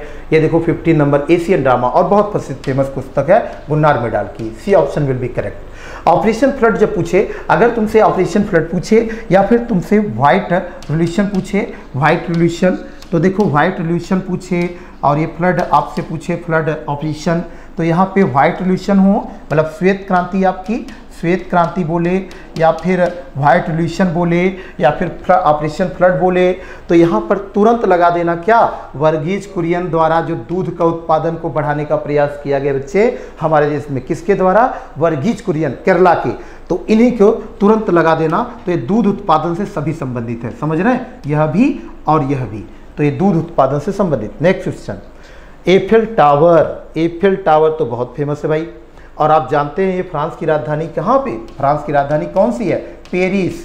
तो पेरिस अब किस नदी के किनारे हैं, आप जानते हैं सीन नदी के, मतलब सिचुएटेड देखा जाए बैंक ऑफ सीन रिवर, तो ये सीन रिवर के किनारे क्या है, ये किनारे, ये कौन, पेरिस, पेरिस की बात मैं कर रहा हूँ। तो पेरिस इसी नदी के किनारे है बच्चे, मतलब सीन नदी के किनारे है, और सीन नदी के किनारे होने की वजह से बड़ा फेमस भी है भाई ये पेरिस आपका, और वहीं पे एफिल टावर भी आपको देखा जाता है। तो France, A option will be correct होगा यहाँ पे। चलो नेक्स्ट क्वेश्चन, नेक्स्ट क्वेश्चन बच्चे आपका ये अस्फुद्दौला द्वारा बड़ा इमामबाड़ा। तो बड़ा इमामबाड़ा जो है बच्चे ये क्या है, कंस्ट्रक्टेड बाई अस्फुद्दौला। एक बात तो आपने ये देखा कि अस्फुद्दौला ने बनवाया था, यहीं से पता चल रहा है। दूसरी बात बच्चे अब हमसे पूछ रहा है लोकेशन, तुमने नाम सुना होगा भूल भुलैया का, क्या नाम सुना होगा, भूल भुलैया का। अब देखो भूल भुलैया का नाम सुना होगा, तो भूल भुलैया के नाम से फेमस है ये, और ये बच्चे जानते हो आप, नवाबों का शहर, याद करो, city of nawabs, city of nawabs, ये कौन है, सिटी ऑफ नवाब्स, ये लखनऊ। तो लखनऊ जो है बच्चे यहाँ पे, और यूपी की राजधानी, तो आप जान ही रहे हैं, तो यहीं पर बच्चे इसकी लोकेशन है, तो ए ऑप्शन हमारा सही होगा। द्रोणाचार्य पुरस्कार, द्रोणाचार्य पुरस्कार आप जानते हैं कि अर्जुन के गुरु कौन थे, यही थे ना, तो अर्जुन के अगर गुरु ये हैं द्रोणाचार्य जी, तो द्रोणाचार्य जी अगर गुरु बन रहे हैं, बना लो, अगर नहीं भी बना रहे हैं तो बना लेना, ठीक है ना, गुरु इनको बना लेना आप। तो द्रोणाचार्य जी समझ लो, ये अर्जुन पुरस्कार और द्रोणाचार्य पुरस्कार, पहली बात तो दोनों खेल से संबंधित हैं, ओके, अब दोनों देखो खेल से संबंधित हो गए। अब ये खिलाड़ियों को दिए जाते हैं, और ये जो खिलाड़ी होते हैं ना, जो उनके ट्रेनर होते हैं, जो उनके कोच होते हैं, कहने का मतलब जो होता है कि कोच ट्रेनर, उनके कोच हो गए, उनके ट्रेनर हो गए, ट्रेनर जो ट्रेनिंग कराने वाले लोग होते हैं, ट्रेनर हो गए, कोच हो गए, टीचर्स हो गए, एक तरीके से जो आप समझो, तो उन्हीं को ये पुरस्कार दिया जाता है, आपका ये वाला पुरस्कार। और बच्चे ये वाला जो पुरस्कार है, ये बेसिकली हम लोग उनको देते हैं जो प्लेयर्स होते हैं, खिलाड़ी होते हैं ना, तो उनको ये पुरस्कार हम लोग खिलाड़ियों को देते हैं, ओके। चलो आगे आपको अगला क्वेश्चन दिखाते हैं, और ये अगला क्वेश्चन है चिपको आंदोलन। चिपको आंदोलन नाम, वो पेड़ पकड़ पकड़ के जब चिपक गए ना, सुंदरलाल बहुगुणा लोगों ने, उत्तराखंड की मामला था जब पर्यावरण से संबंधित था, तो यहाँ पे कौन सा ऑप्शन हो जाएगा भाई, पर्यावरण संरक्षण लगाइए यहाँ पे, हाँ यही ऑप्शन सही होगा, पर्यावरण संरक्षण। तो बेसिकली क्या है बच्चे कि जो एनवायरनमेंट से रिलेटेड था, उत्तराखंड का मामला था ये। सुंदरलाल बहुगुणा तो हमारे बीच में नहीं रहे, इनकी डेथ हो गई, बट ये है कि बच्चे इन्होंने बेचारे ने जो है, इन लोगों ने और इनकी समझ लो इनका साथ कई लोगों ने पेड़ पकड़ पकड़ चिपक गए थे जब लोग पेड़ काट रहे थे।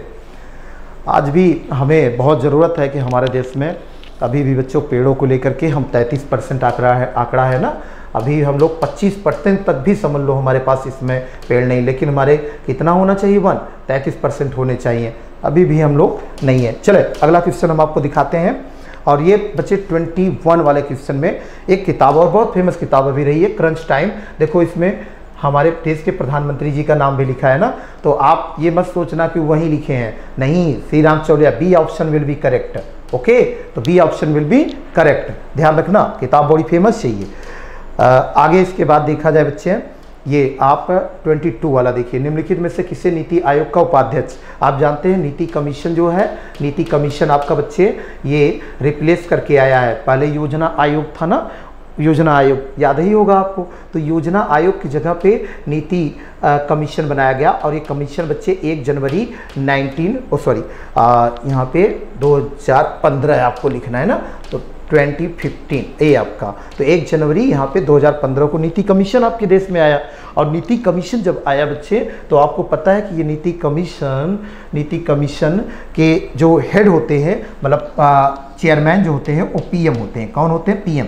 तो एक यहाँ पे डिप्टी चेयरमैन भी एक तरीके से होते हैं। तो डिप्टी चेयरमैन वाले जो होते हैं वो अभी ये थे, राजीव कुमार थे।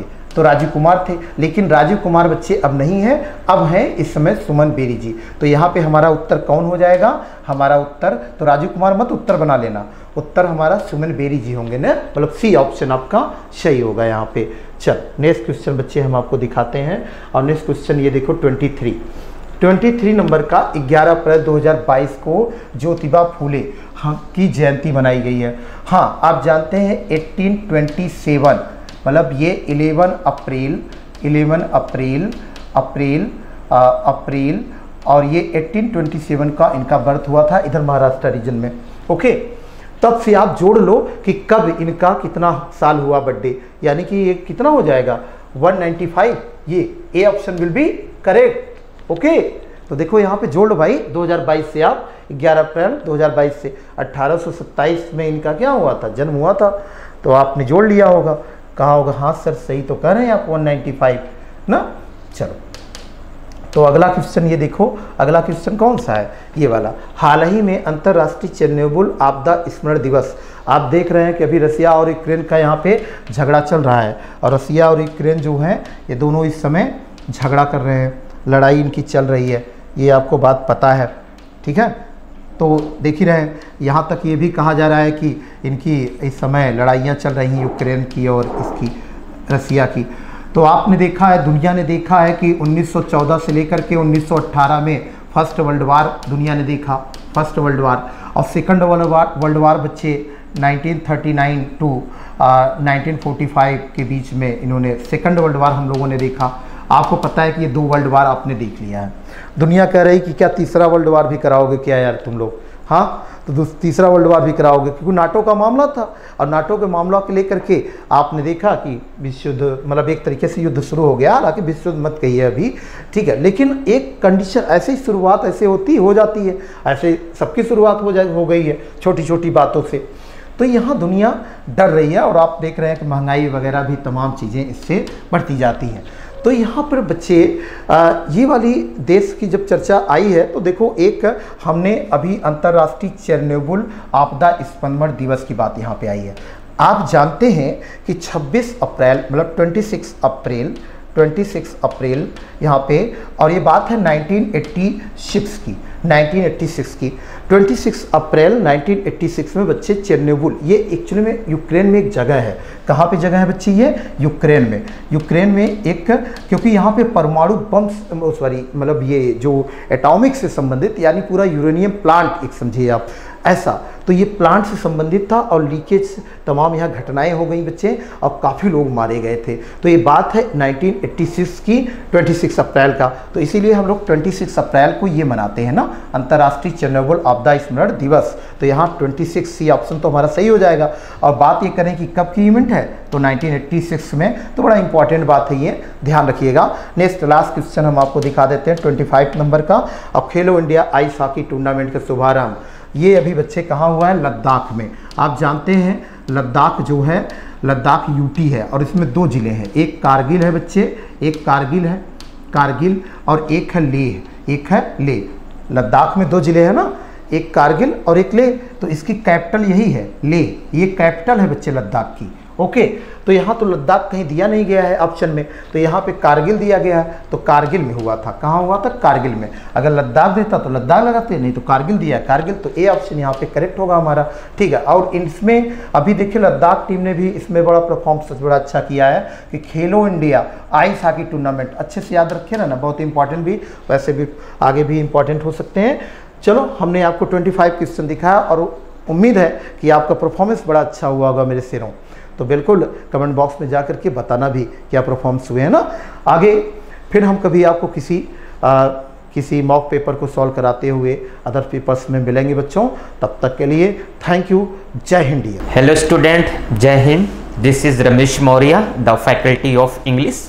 मैं आप लोगों को नेवी AASR का मॉक टेस्ट डिस्कशन करने जा रहा हूं। हमारा फर्स्ट क्वेश्चन है, one of the peoples in our class. यहाँ हमारा ऑप्शन जो होगा ये बी वाला ऑप्शन हो जाएगा, ओन्स हो जाएगा कि वन के अकॉर्डिंग यहाँ पर सिंगुलर वर्ब का प्रयोग किया जाएगा। तो option B, one of the peoples in our class owns a car. हमारे क्लास का एक शिष्य के पास एक कार है, तो ऑप्शन हमारा बी वाला हो जाएगा। Next question, question number second. Question number second, the जज acquitted him.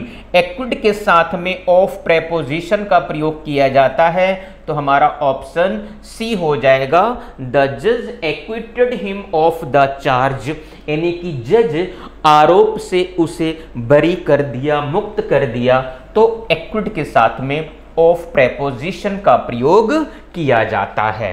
Next question, question number third पर चलेंगे हम। Life of an Indian soldiers is full of perils. तो देखिए यहाँ द का प्रयोग किया जाएगा, ऑप्शन हमारा सी होगा। तो याद रखिएगा बेटा, the plus noun of noun का प्रयोग किया जाता है। तो नाउन ऑफ नाउन कॉन्स्ट्रक्शन में आर्टिकल द का प्रयोग किया जाता है। अब देखिए लाइफ क्या हो गया, नाउन हो गया, और ये सोल्जर्स क्या हो गया, नाउन हो गया। नाउन ऑफ नाउन कॉन्स्ट्रक्शन में आर्टिकल द का प्रयोग किया जाता है। तो the life of an Indian soldier is full of perils हो जाएगा, ठीक है ना। तो भारतीय सैनिक का जीवन जो है खतरों से भरा हुआ होता है। पेरिल्स मीन्स डेंजर्स होता है। Is the clear. Next question चलेंगे 4 नंबर पर। He said that, he said that he. अब देखिए ही सेड यहाँ मेन क्लॉज, जब मेन क्लॉज हमारा पास्ट टेंस में है तो सबऑर्डिनेट क्लॉज भी किस में होगा, पास्ट टेंस में होगा। यानी कि जब यहाँ V2 आया है तो यहाँ पर भी V2 आएगा। तो इसलिए हमारा ऑप्शन क्या हो जाएगा, बी वाला हो जाएगा। He said that he wanted to write a letter, ठीक है ना। जब मेन क्लॉज पास्ट में है तो सबऑर्डिनेट भी पास्ट में होगा, तो ऑप्शन हमारा बी वाला हो जाएगा। Is the clear. Next question 5 पर चलते हैं। स्पॉटिंग एरर है, यू डेयर नॉट।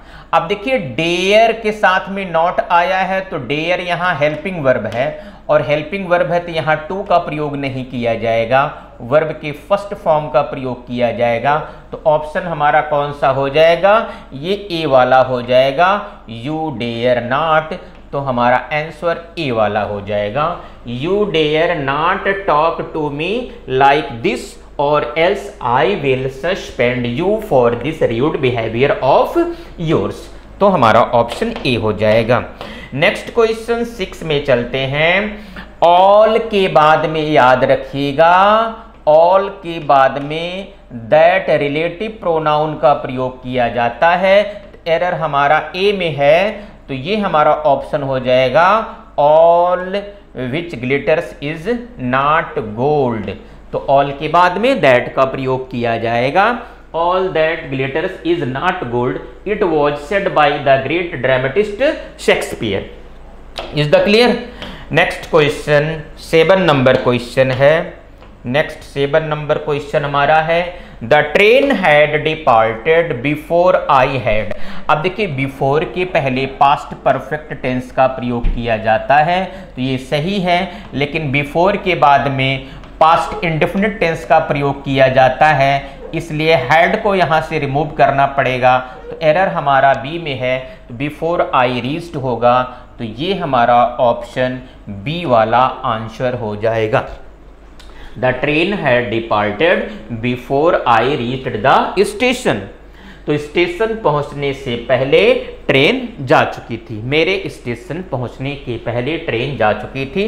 तो हमारा बी वाला ऑप्शन हो जाएगा आंसर। इसके बाद 8 नंबर क्वेश्चन है, आई विश।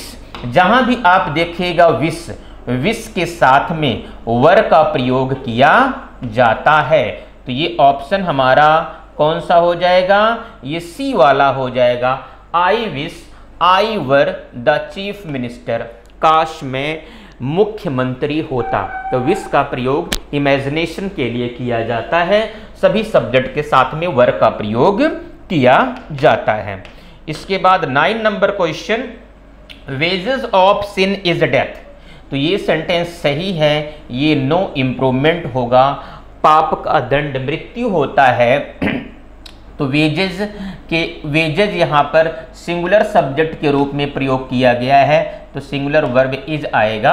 तो wages of sin is death, ये सही है। ओके, नो इम्प्रूवमेंट होगा। इसके बाद 10 नंबर क्वेश्चन पर चलते हैं। The teacher said to the children the sun always sets in the west. ये नरेशन है, तो इसका हो जाएगा हमारा ए वाला ऑप्शन। The teacher told the children that the sun always sets in the west.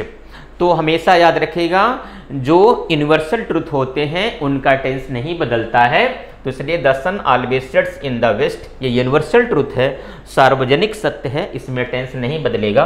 तो हमारा ऑप्शन ए वाला हो जाएगा। नेक्स्ट क्वेश्चन 11 नंबर है, ये भी नरेशन है। He said to me please be kind and help me. तो he requested me to be kind and help him. तो हमारा ऑप्शन कौन सा हो जाएगा, डी वाला हो जाएगा। तो 11 नंबर का जो ऑप्शन हमारा हो जाएगा वह कौन सा हो जाएगा, डी वाला हो जाएगा। Is the clear. तो ही सेड टू मी, अब देखिए प्लीज का प्रयोग नहीं किया जाएगा, ये इम्परेटिव सेंटेंस है, तो सेड टू किस में चेंज हो जाएगा, रिक्वेस्टेड में चेंज हो जाएगा। और यहाँ कंजंक्शन की जगह पर यानी कि कॉमा इन्वर्टेड कॉमा जगह पर to be kind and help me first person का प्रोनाउन है, ही के अकॉर्डिंग क्या हो जाएगा, यहाँ हिम हो जाएगा। तो हमारा ऑप्शन डी वाला हो जाएगा। क्लियर। इसके बाद अब हम चलेंगे क्वेश्चन नंबर 12 पर चलेंगे। It interest me, active voice से पैसिव वॉइस बनाना है, तो आई am interested in it, option हमारा ए वाला हो जाएगा। आई am interested.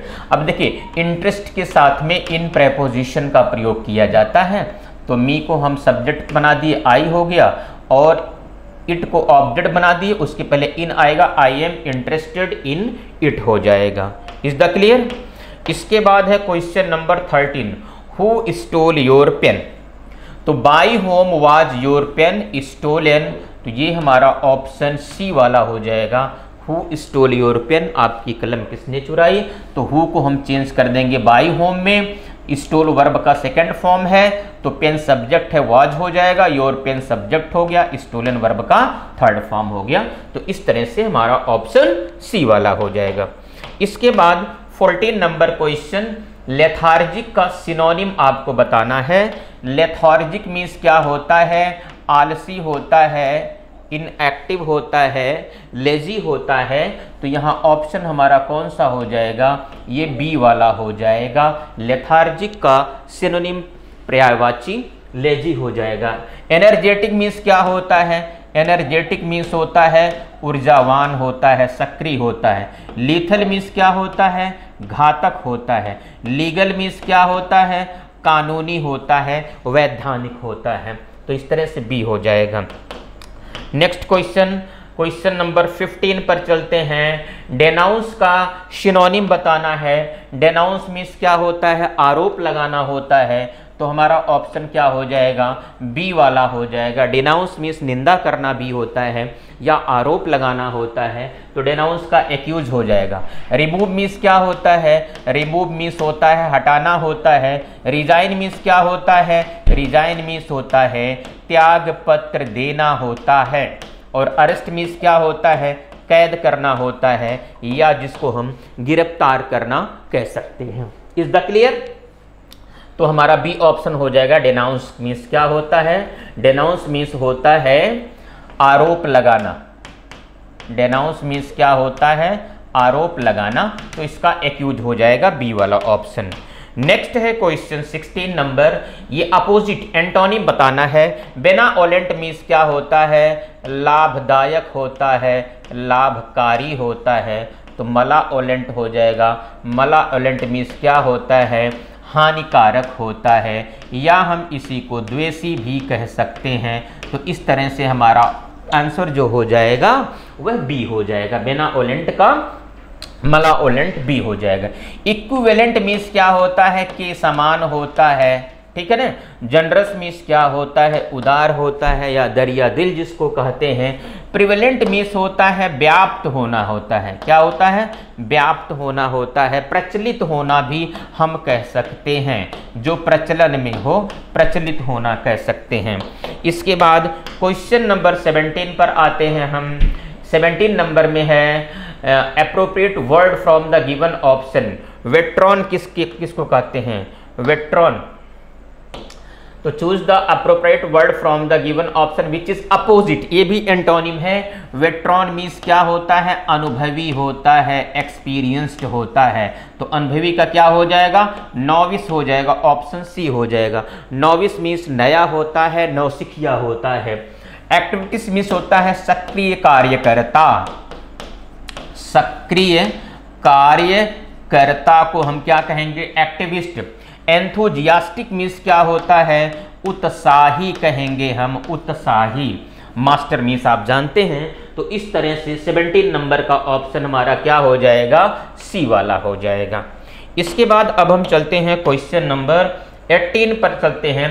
To fight tooth and nail, एड़ी चोटी का जोर लगाना, एड़ी चोटी का जोर लगाना जिसको कहते हैं, भरसक प्रयास करना जिसको कहते हैं। To make every possible effort to win, तो हमारा ऑप्शन क्या हो जाएगा, ये सी वाला हो जाएगा। To fight tooth and nail, एड़ी चोटी का जोर लगाना, भरसक पूर्ण प्रयास करना, तो to make every possible effort to win हो जाएगा। फाइट कावर्डली, कायरता पूर्वक लड़ना है नहीं। टू फाइट हेरोइकली, वीरता पूर्वक लड़ना। To fight a losing battle, युद्ध को हारना, ये होगा नहीं। इसके बाद अब हम चलते हैं क्वेश्चन नंबर 19 पर। वन वर्ड है अ सॉन्ग संग at the death of person, किसी भी व्यक्ति की मृत्यु पर गाया जाने वाला गीत को हम क्या कहते हैं, एलेजी हम कहेंगे। क्या कहेंगे, एलेजी। तो ये हमारा ऑप्शन सी वाला हो जाएगा। एलेजी मीन्स क्या होता है, शोक गीत होता है, ठीक है।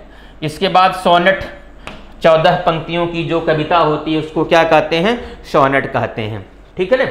इसके बाद अब हम चलते हैं 20 नंबर क्वेश्चन पर। 20 नंबर क्वेश्चन पर मिलेनियर की जो करेक्ट स्पेलिंग है वह मिलेनियर की MILLION। मिलेनियर मीन्स क्या होता है, लखपति होता है, ठीक है ना। तो मिलेनियर का हमारा स्पेलिंग करेक्ट कौन सा हो जाएगा, ए हो जाएगा, ठीक। इसके बाद कॉम्प्रहेंशन पैसेज है, देखिए। Some languages are used by a few people, कुछ भाषाओं का प्रयोग कुछ लोगों के द्वारा किया जाता है। तो अब याद रखेगा फ्यू पीपल, ठीक है ना, कुछ लोगों के द्वारा। अदर्स जो दूसरी भाषाएं हैं, such as Mandarin, Chinese, English, यानी कि मंदारिन, चाइनीज, इंग्लिश ये भाषाएं हैं। आर स्पोकन बाय मिलियंस, यह लाखों के द्वारा बोली जाती हैं। Many people speak 2 or more languages, कई लोग 2 अथवा 2 से अधिक भाषाओं को बोलते हैं। They may use 1 language at home, वह एक भाषा का प्रयोग कहाँ करते हैं, घर पर एक भाषा बोलते हैं। विद फैमिली, परिवार के साथ। एंड फ्रेंड्स, मित्रों के साथ। एंड एनदर, और जो दूसरी भाषा है, एट वर्क और स्कूल, या तो स्कूल में बोलते हैं या तो जहाँ क्या करते हैं, कार्य करते हैं, वहाँ बोलते हैं। रीजनल वेरिएशन, क्षेत्रीय भाषाएं आर नोन जानी जाती है। डायलेक्ट्स याद रखना, डायलेक्ट्स को क्या कहते हैं, रीजनल लैंग्वेज। ये क्वेश्चंस आया है, रीजनल लैंग्वेज को क्या कहते हैं, डायलेक्ट्स कहते हैं। द एंग्लो सेक्शन, ये एंग्लो सेक्शन की जाति के लोग हु कॉन्क्वर्ड ब्रिटेन, जो ब्रिटेन को जीते थे। At the end of the Roman Empire, तो रोमन साम्राज्य के बाद जीते थे। स्पोक, रोमन साम्राज्य के अंत में जीत लिए थे। स्पोक जर्मनिक, वो जर्मनिक लैंग्वेज बोलते थे। इंक्लूड, जिसमें भाषा में सम्मिलित थी Danish, Dutch, German and Swedish, तो स्वीडिश, जर्मन, दानिश और डच भाषाएं जर्मनिक लैंग्वेज में इंक्लूड थी। English is also contains French derived words, English में भी फ्रेंच से लिए गए शब्द सम्मिलित हैं। ऑप्टर, अब देखिए ऑप्टर याद रखिए क्वेश्चन में आया है, it was ruled by French speaking Kings, France यानी कि फ्रेंच बोलने वाले राजाओं के द्वारा शासन जब किया गया ब्रिटेन पर, तो उससे इंग्लिश में भी फ्रेंच भाषा इन्वॉल्व हो गई। Is the clear? तो अब हम चलते हैं क्वेश्चन पर। 21 number question, Mandarin Chinese is spoken by, तो यहां पर ऑप्शन हमारा क्या हो जाएगा? सी हो जाएगा, मेनी पीपल। देखिए अगर फ्यू के पहले ए होता तो हमारा बी ही ऑप्शन हो जाता, क्योंकि पैसेज में आ फ्यू आया है। फ्यू मीन्स होता है नहीं के बराबर होता, फ्यू मीन्स क्या होता है? नॉट होता है, नहीं के बराबर लोग, तो इसलिए यहां मेनी हो जाएगा see, Mandarin Chinese is spoken by many people हो जाएगा। Is the clear? इसके बाद 22 नंबर क्वेश्चन पर चलते हैं हम। A person who is good at foreign language is known, linguist कहते हैं, भाषाविद कहते हैं, जो विदेशी भाषा को या कई भाषा को बोलता है उसे हम क्या कहते हैं? लिंग्विस्ट कहते हैं, भाषाविद कहते हैं। ठीक है, वर्डस्कोर्स मीन्स क्या होता है? कुशल होता है, स्किल्ड, कुशल या दक्ष कहते हैं। वेंट्रीलोकिस्ट, अनेक आवाजें निकालने वाला, अनेक आवाजें निकालने वाले को हम क्या कहते हैं? वेंट्रोलोकिस्ट कहते हैं। स्कॉलर मीन्स विद्वान होता है, विद्वान होता है। ठीक, इसके बाद 23 नंबर क्वेश्चन पर चलेंगे हम। Are regional variation of language, तो यहां पर क्या हो जाए? डायलेक्ट्स। डायलेक्ट्स मीन्स क्या होता है? क्षेत्रीय भाषा। क्षेत्रीय भाषा को क्या कहते हैं? Dialects are regional variations of language, तो क्षेत्रीय भाषा को हम डायलेक्ट्स कहते हैं। Is the clear? इसके बाद 24 नंबर क्वेश्चन पर चलते हैं। English also included French words, अब देखिए यहां पर क्या हो जाएगा? आफ्टर, तो यहां ऑप्शन हमारा क्या हो जाएगा? ए वाला हो जाएगा। English also included French words after the Norman conquest, Norman के कॉन्क्वेस्ट मतलब विजय के बाद जो है फ्रेंच वर्ड्स को इंग्लिश में सम्मिलित किया गया या इंग्लिश में इंक्लूड हुआ। इसके बाद लास्ट क्वेश्चन हमारा है 25 नंबर में, ये हमारा है इंग्लिश, ऑप्शन हमारा सी हो जाएगा। English is part of a Germanic language, यानी कि जर्मन भाषा का भाग इंग्लिश है, इसलिए हमारा ऑप्शन सी हो जाएगा। Okay student, thanks so much, जय हिंद।